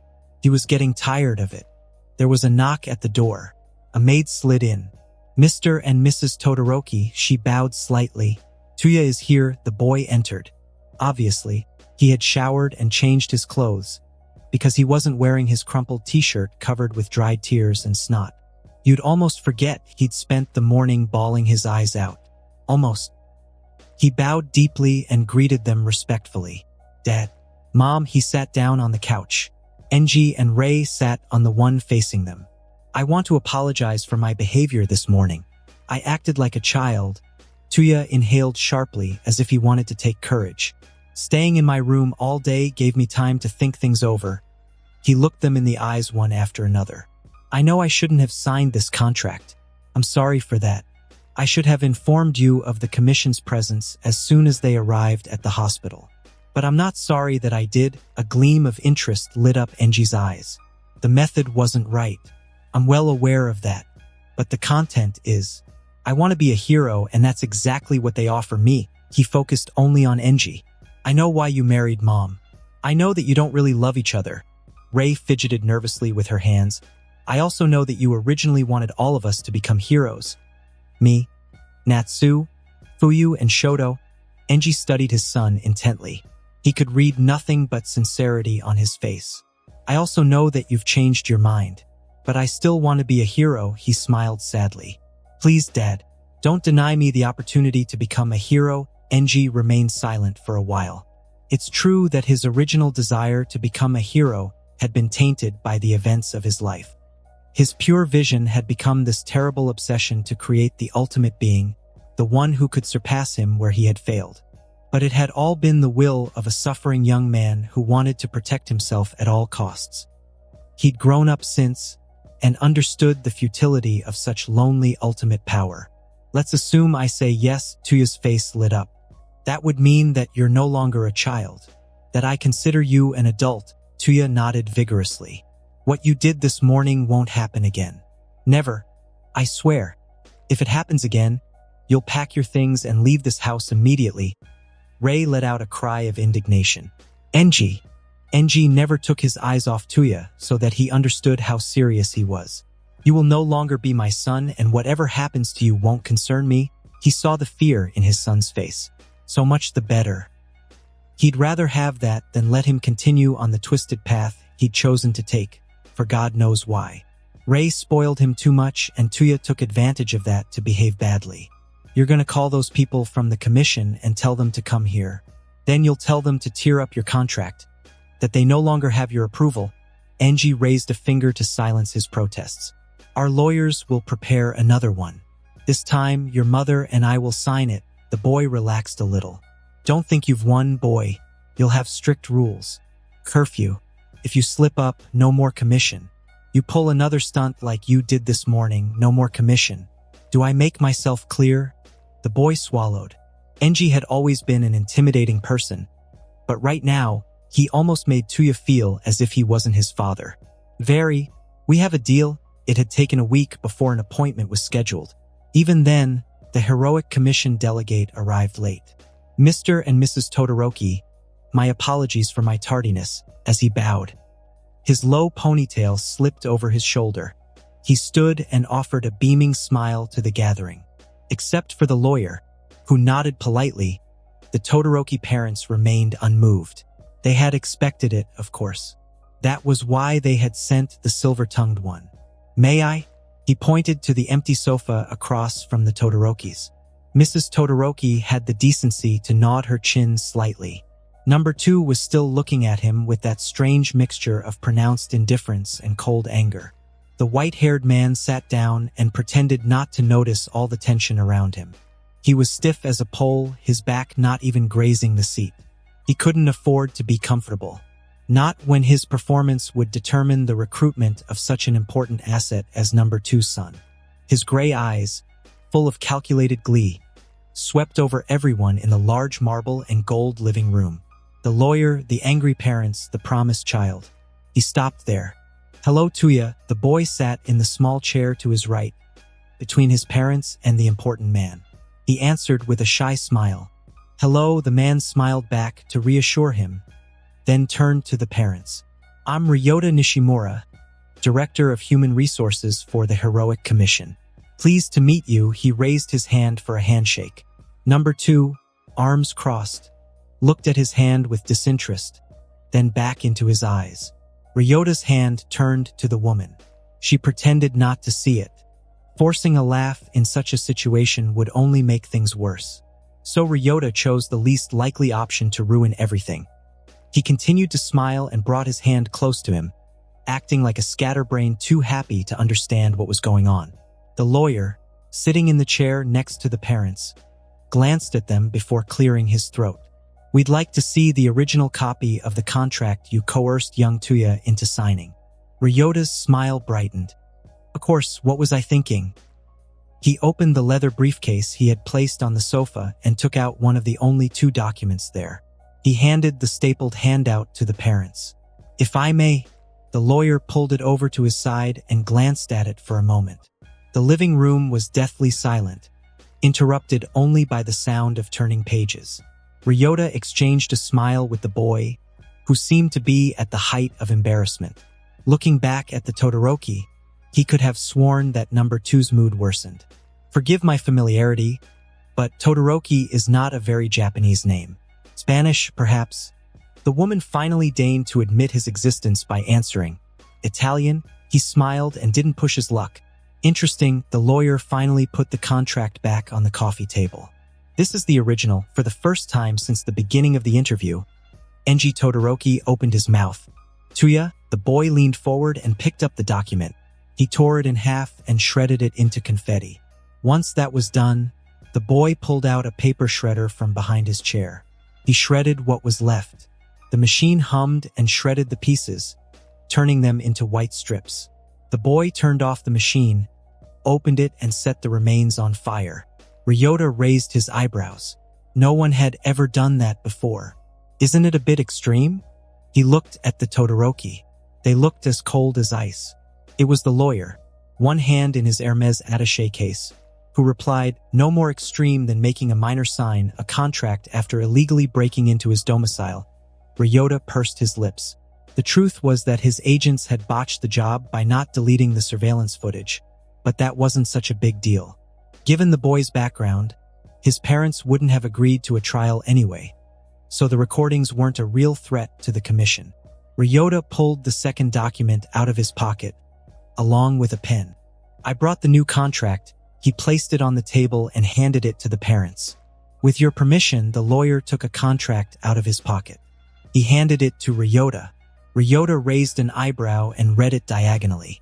Reading it first for the sake of form, Ryota became more and more fascinated and then surprised by the content. Except for a few clauses that had been changed or deleted altogether, this contract was a carbon copy of the one the boy had just destroyed. The commission heroique didn't leave its little business lying around. That the Todoroki had been able to recover one of their precious contracts, have their lawyer modify it and present it in proper form, and all that in just one short week. The lawyer folded his hands in his lap. As you can see, the clause stating that the person affected by the contract, in this case young Tuya, becomes a ward of the nation and is placed under the Heroic Commission's guardianship was removed. Ryota didn't show it, but he clenched his jaw.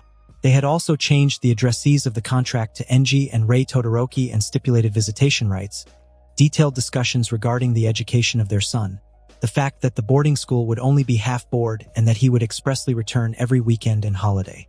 Beyond its function as a training center, the Heroic Commission had no rights over Tuya Todoroki. The parents reserved the right to withdraw Tuya from the training at their own discretion. What's more, once Tuya reached the age of majority, he had the right to decide whether he wanted to continue his partnership with the Heroic Commission or not. Ryota almost bit his fingernail. He pretended to leaf through the first few pages again to give himself time to think.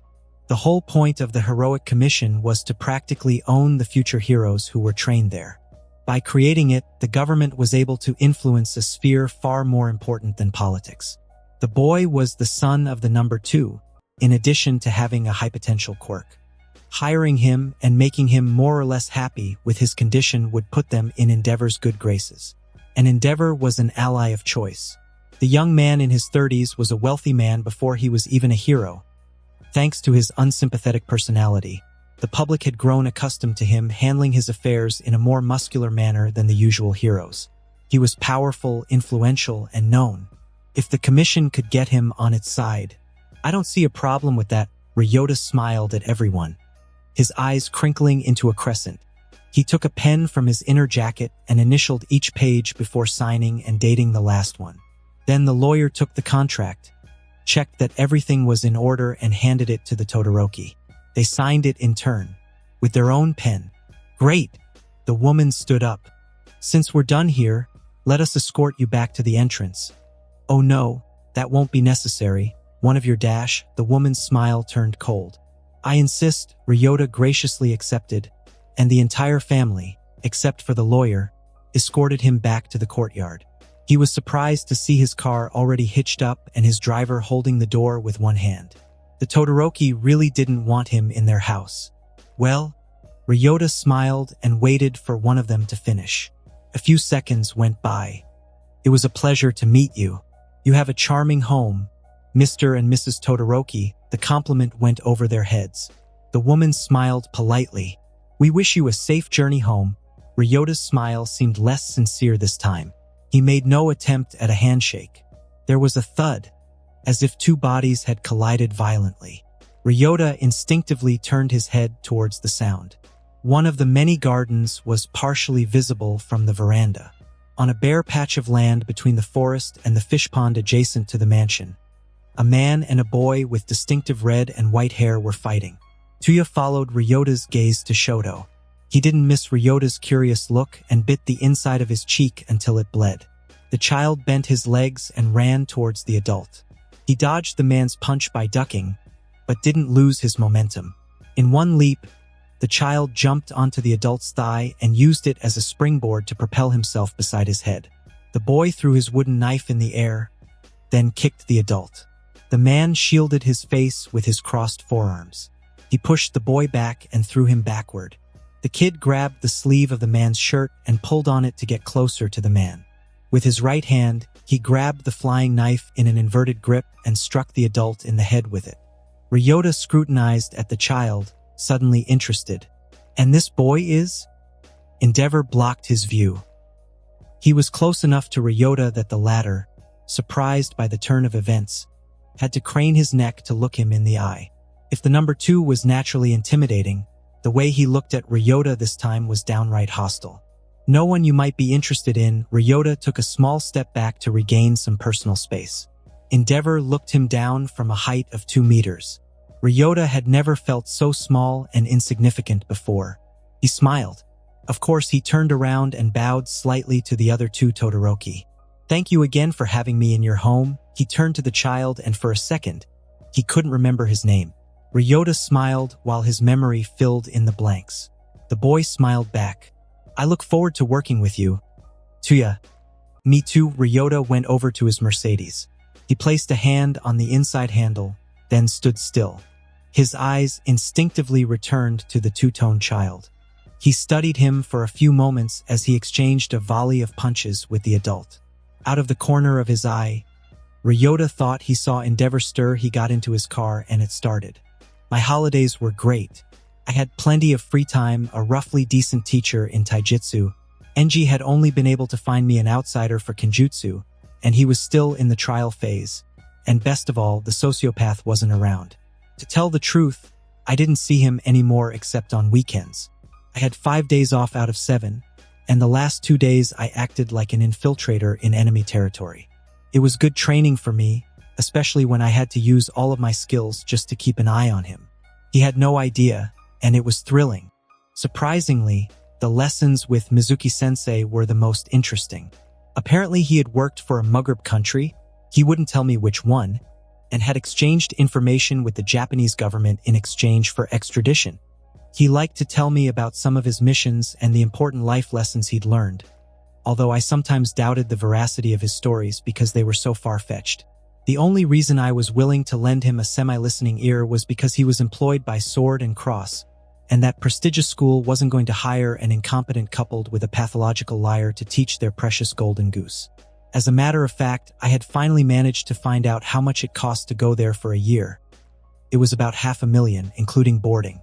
It was a bit more expensive than the Lou Rosie Institute I'd attended in my last life, but I think that was more due to the monstrous number of armed mercenaries guarding the grounds than anything else. "Shoto, your package has arrived." I put my chakra encyclopedia back on my desk.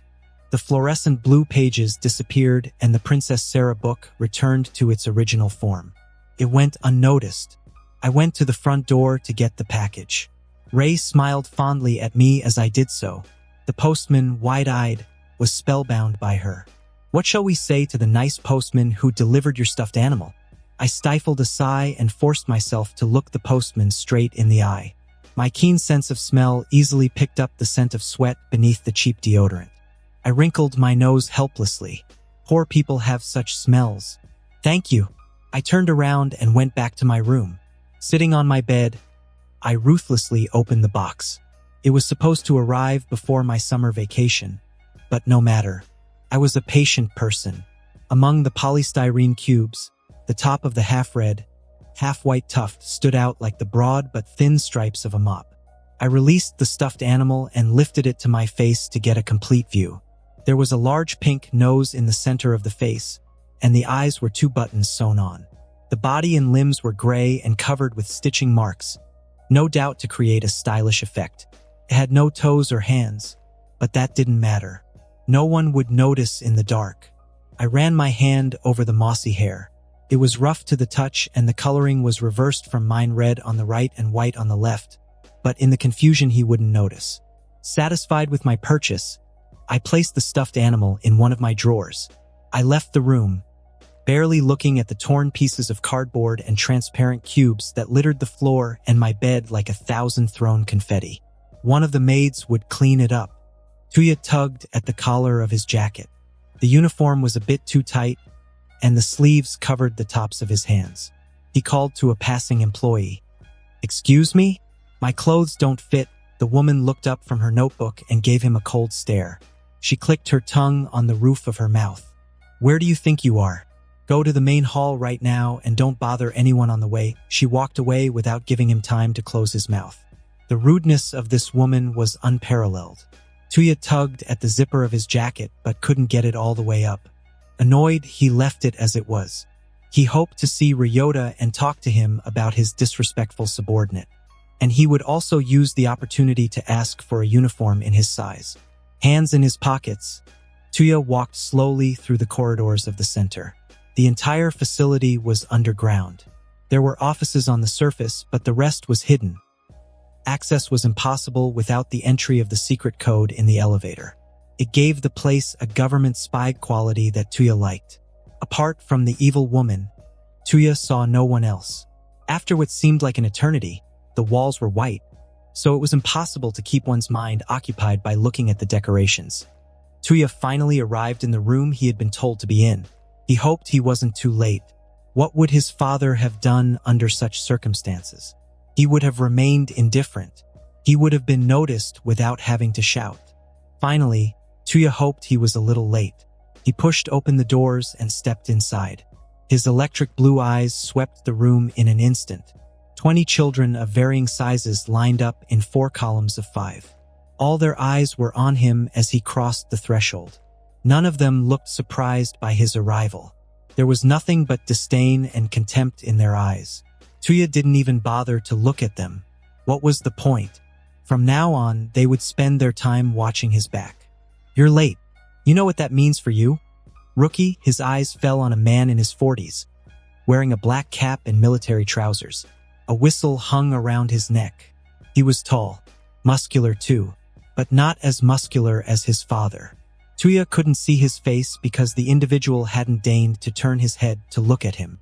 As rude as the woman in the hallway. "I'm new," the man growled. "Don't Rio." The change in tone caused a stir among the students. Some exchanged glances, others rolled their eyes, but no one dared speak. The man, his hands still crossed behind his back, turned at a 45-degree angle and took long strides towards Tuya. He analyzed him from top to bottom, as if trying to guess what he would be used for. "My uniform is too big." The man arched an eyebrow, ready to rebuff the boy, but pulled himself together at the last second. His mouth was a bitter line. "I'll see what I can do." He moved to the side, giving Tuya a bird's-eye view of the other children. "Go to the back of the group and try to keep up as best you can. If you have a problem, come to me, but don't interrupt the lesson." Tuya followed the instructions to the letter, though not fast enough for the instructor's liking. The hierarchy had told them to test the waters this week and then adjust their approach to the boy accordingly. Still, he didn't appreciate having to play favorites. If it wasn't in the commission's best interest. The day passed quickly. Tuya, who had been nervous, though he had managed to hide it, became more and more satisfied with his results. It was only his first day, and he had beaten all the other children he had been paired with. He had been delighted to see their surprise, exchanging whispers in low voices when the instructor was too far away to hear. It just goes to show that you don't have to start training at 3 years old to be the best. There was also a whole series of physical exercises that were great fun to play cat and mouse with, but where you weren't allowed to touch anything except the designated structures. You had to jump from one to the other and use your altar. Tuya might have loved it, but there was this weird birdie kid who beat everyone hands down, even him. After lunch, they'd play mind games or something. Tuya was very good. The teacher was surprised. But the peacock head was better. And the more the day went on, the better bird's head became at everything he did. Tuya put it down to experience. He had been training at the center longer and already knew all the exercises, whereas he didn't, but he was still envious. His father had told him as a child that to be number 2 was to be the first loser. Tuya tried to outdo himself all day long, but to no avail. He buried his shaking hand in his pocket. Let's move on to the last exercise. There were 2 sets of 10 posts with platforms barely as wide as a man's hand.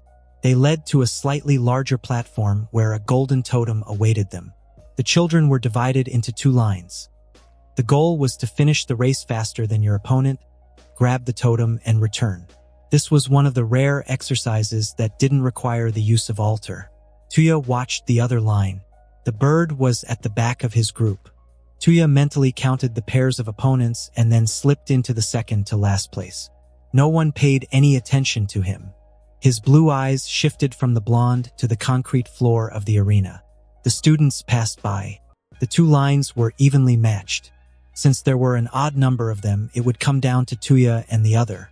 Tuya bent his legs and raised his hand so that the little girl could give him a high five, and he could start the relay.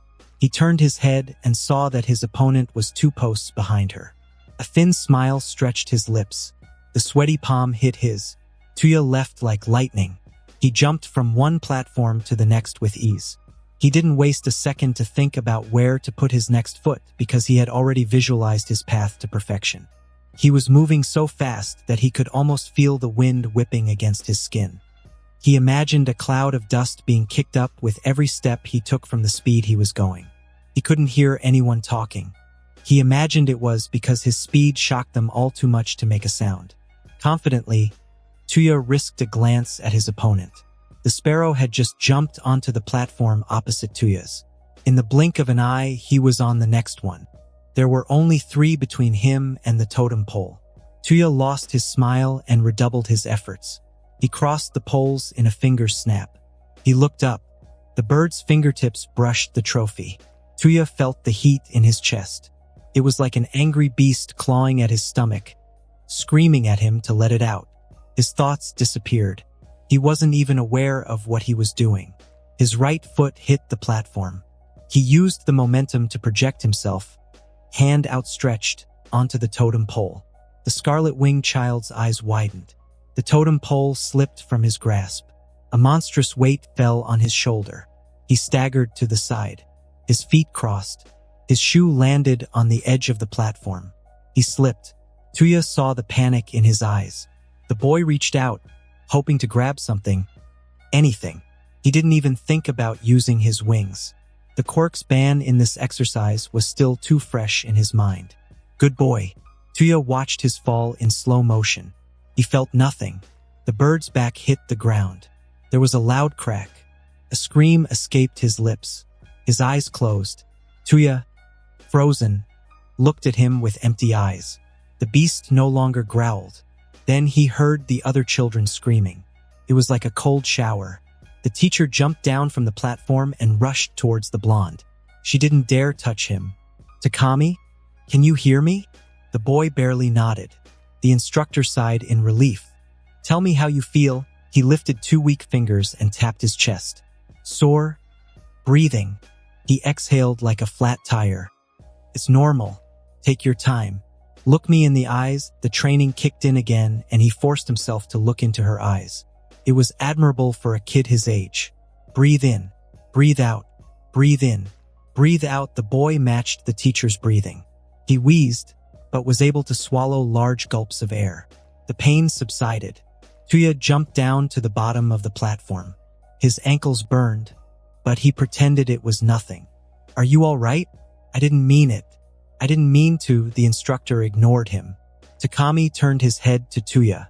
Tuya's panicked eyes were glued to the woman's unyielding face. I only wanted the totem pole. I hadn't realized it was so close to the void. I slipped and dashed. The instructor raised her hand in the universal sign to shut up. Tuya bit the inside of his cheek. Takami was breathing better now. Do you think you can get up? The slit-eyed students, who were staring at Tuya curiously, turned to the teacher. Yes, I'm fine. His back no longer burned. It just hurt a little. Tuya held out his hands in a gesture of goodwill. All they did was ignore him, and that began to worry him. I didn't do it on purpose. The sparrow looked up at him with his little yellow snake eyes, looked down at his hand, and then back up at him. It's okay, he took the outstretched hand. Tuya hadn't expected the contact and nearly pushed him to the ground. He felt the eyes of all of the group boring into his neck. He pulled him along. Takami, stay at the back of the group until the end of the session. Then you'll go to the infirmary. The instructor clapped her hands to get everyone back into place. Tuya returned to the back of the group, his ears red. He felt as if everyone was staring at him. Tuya did his best not to be noticed. He was still embarrassed by the negative attention he had attracted earlier. His father wouldn't have given a second's attention to unworthy people. No, to be honest, his father would have been on top of his game as soon as he walked through the doors of the center this morning. Tuya quietly continued his exercises. From time to time, without him noticing it, his eyes returned to the winged boy. But instead of blonde hair, he saw a two-colored tuft. Because of him, his group had taken second place. No one cared about second place. His eyes darkened. It was nearly the end of the summer. It was hot and the night was full of stars. They looked like an infinite number of white dots on a dark canvas. Lying back in a rocking chair with my head raised to the sky, I injected chakra into my eyes. The opaque veil covering the sky looked like it had just been blown away by the wind. The Milky Way took shape before my eyes. White specks became a billion of tiny diamonds. The sky was no longer an amalgam of blacks, but a patchwork of blues ranging from the darkest ochre to the purest cerulean. I read the stars with my eyes, discovering constellations and inventing others for my own enjoyment. I'd never done that in the before. It was relaxing. The maids softly cleared the table, contaminated by the atmosphere of tranquility that surrounded this evening. Fuyumi and Natsuo chatted in hushed tones, sharing a rare moment when neither tried to annoy the other. Rei, too, looked up at the stars, pacified. I turned my head to the empty chair at the end of the table. The full plate in front of it was covered by a glass bell. The smell of barbecue was still in the air. I lowered my eyes to my thighs. While I hoped he'd like the gift, the wrapping would probably freak him out. There were pieces of tape everywhere and many places where the paper had been torn and patched with other hastily cut pieces. I felt I'd done pretty well, but judging by the giggles of the other two idiots, it was really bad. Still, I was proud of myself. It was the first time I'd done something so trivial. The servants placed the untouched piece Monty on the rolling table. They brought it in while I carefully examined it.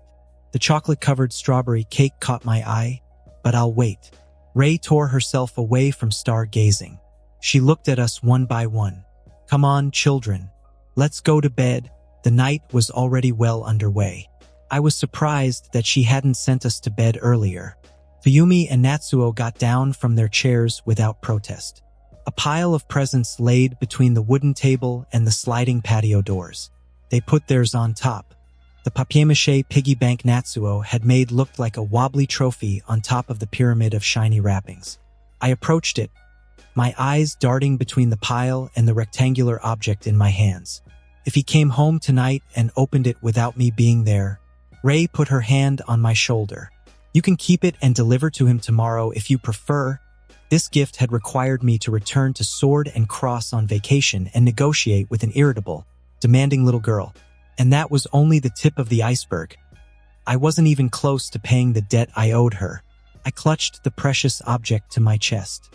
A strange warmth, as pleasant as a fire in the middle of winter, spread from my heart to the rest of my body. I felt good. It was good to be alive. I agree Natsuo and Fuyumi were no longer there. I walked away, barely looking ahead, thumb stroking a transparent lump of tape. I felt the change in texture under my clapper as I entered the living room through the open French window. It was my head hit a hard surface. I staggered a few steps, instinctively clutching the gift tighter. 2 fingers went to my forehead. My eyes flicked back along the figure hidden in the shadows. He stood at the edge between the total darkness of the house and the pool of silvery light cast by the moon. A black veil, impossible to penetrate, covered the lower part of his face. The cover of the night gave him a ghostly aspect. Unreal. Threatening. I met his gaze. Two dark prisms scrutinized me with the attention of a reptile. The blood vessels in his sclera had burst. His eyes were cold. Lifeless. Wary, I took a step back. It's the same expression as that day. Tuya? Ray put down one of the plates she was clearing away. I heard the plock plock. The taste of metal invaded my mouth before the smell reached my nose. I never took my eyes off him because you should never look away from your opponent. Why are you here? It's only Thursday. Suddenly, the coals of the brazier crackled. In the reflection of the glass, I saw a tongue of fire shoot out, whipping the air. The heat suddenly warmed my back. I heard one of the maids groan and then stagger. Ray turned on her heels. Oh my God, Emio, show me your hand. The flames cast shimmering shadows over Tuya. It was as if he were bursting in flames from within. From his nose to the base of his neck, his skin was nothing but a mass of bright pink flesh. Blood flowed from his wounds and rolled over the black, burnt remains that made up his torso. They looked like black craters surrounding molten lava. Pieces of whitish skin littered his arms, lost beneath the remaining sleeve of his jacket. Darkness took over again. His damaged body fades into the shadows. All I could see were his eyes, illuminated by an oblique beam of light. Plock plock. A tear of blood rolled from his eye. He wiped it away with the tip of his thumb, his icy eyes never leaving mine. I'm going to bed. His voice was deep, rough, as if he hadn't spoken in days. His dead eyes stared at me for a long moment. It was as if he was trying to imprint the image of my face on his mind. And then he left. The plock plock went away with him. I looked down at the wooden floor. Muddy footprints and bits of leaf. A few bloody pebbles. Pool of blood.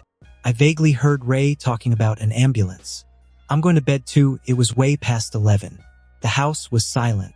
Ray was gone. The housekeeper had long since gone to bed. I closed my eyes and focused on my hearing.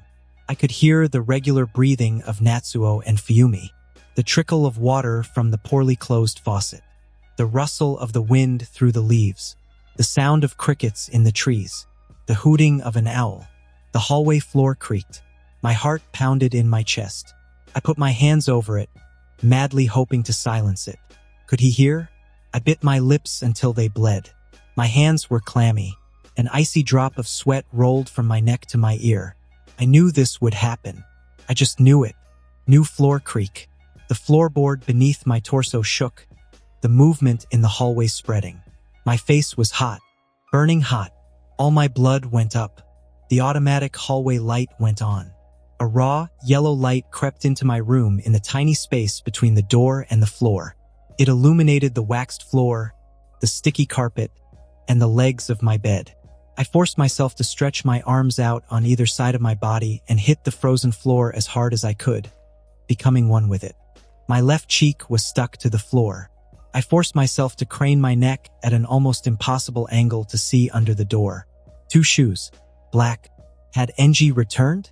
I didn't believe it myself, but moved by an impossible hope, I reached out a tentacle of chakra toward the individual. Paused at the door, barely touching it, hesitating. My heart sank. I wanted it to be him. I so badly wanted it to be him. I closed my eyes and pushed my chakra further. The tentacle grazed the person, came back to me like the crack of a whip. I felt sick. Would I be able to? I noticed a change in the light under my eyelids. I opened my eyes. The light had gone out. He didn't turn it on again. Silence returned. Tuya and Fuyumi were breathing in unison. The water still flowed. The wind still brushed against the trees. But the crickets no longer chirped. And the owl was gone. I wondered if animals that they were understood, felt, that tonight would be a tragedy. The silence allowed me to hear better. Further, the hand clock in the living room turned relentlessly, tireless worker. Minutes ticked away like seconds. The click of each new advance sounded like a drumbeat in the empty house. I hardly noticed that my heartbeat had settled into the same rhythm. A distant corner of my mind counted the clicks in rhythm. It was therapeutic. 56, 57, I could hear him breathe. The clock struck midnight. The bird that emerged from its center and chirped startled me. My head hit one of the slats of the bed. I covered my mouth to stifle my scream of shock. The slat jerked and then slipped. My right hand shot out to stop it from hitting the other wooden plank. I clenched my teeth, arched like a bow, my toes barely touching the floor, 2 fingers crushed between the boards of my bed, my mad eyes glued to the door. Had he heard? Had he understood? The moment seemed an eternity. The bird was still singing. I prayed that the high-pitched sound had covered me. The bird closed its mouth and flew home. Silence never seemed more terrifying than at that moment. Slowly, gently, I slid my fingers off the metal rail. The crooked lath fell back without a sound. I barely noticed the splinter in my thumb. My eyes went back to the door. Click. 1 minute. 2. 5. My pulse slowed. My breathing steadied. I pushed the damp hair back from my icy forehead. The click-click was soothing, familiar. I'd heard it in my dreams every night since I was born. This house was mine. This place my room. This moment a dream. Everything will be fine. I had made up my mind. I'd been preparing for this for a long time. Everything will be fine. I made those 4 little words my mantra. With every new click, I repeated them. I was overcome by a calm determination. I stopped scratching the floor. I loosened my jaw. I relaxed my muscles. My doubts vanished. My mind became incredibly clear. My thoughts were smooth. I could feel my chakra humming softly under my skin, like the gentle crackling of a log in a well-contained fire. It was as if I wasn't me anymore, as if I was just a spectator of my own body, of my own will. I wondered when he'd come in, if he had planned a time, if he was armed, if he'd thought about the method. I already did. Ray was the only one who saw him. That would work in my favor. I will say that he left right after that he had forgotten Enji's gift in the center, that he was gone before I could say anything. I had already dug the hole. I had hidden the shovel for weeks. 7. He opened the door. And that concludes this episode. If you enjoyed it, I'd seriously love it if you guys could leave a like on the video, as it genuinely helps out so much, and it keeps me going. Plus, it takes only 1 second. That said, have a wonderful day. See you in the next one.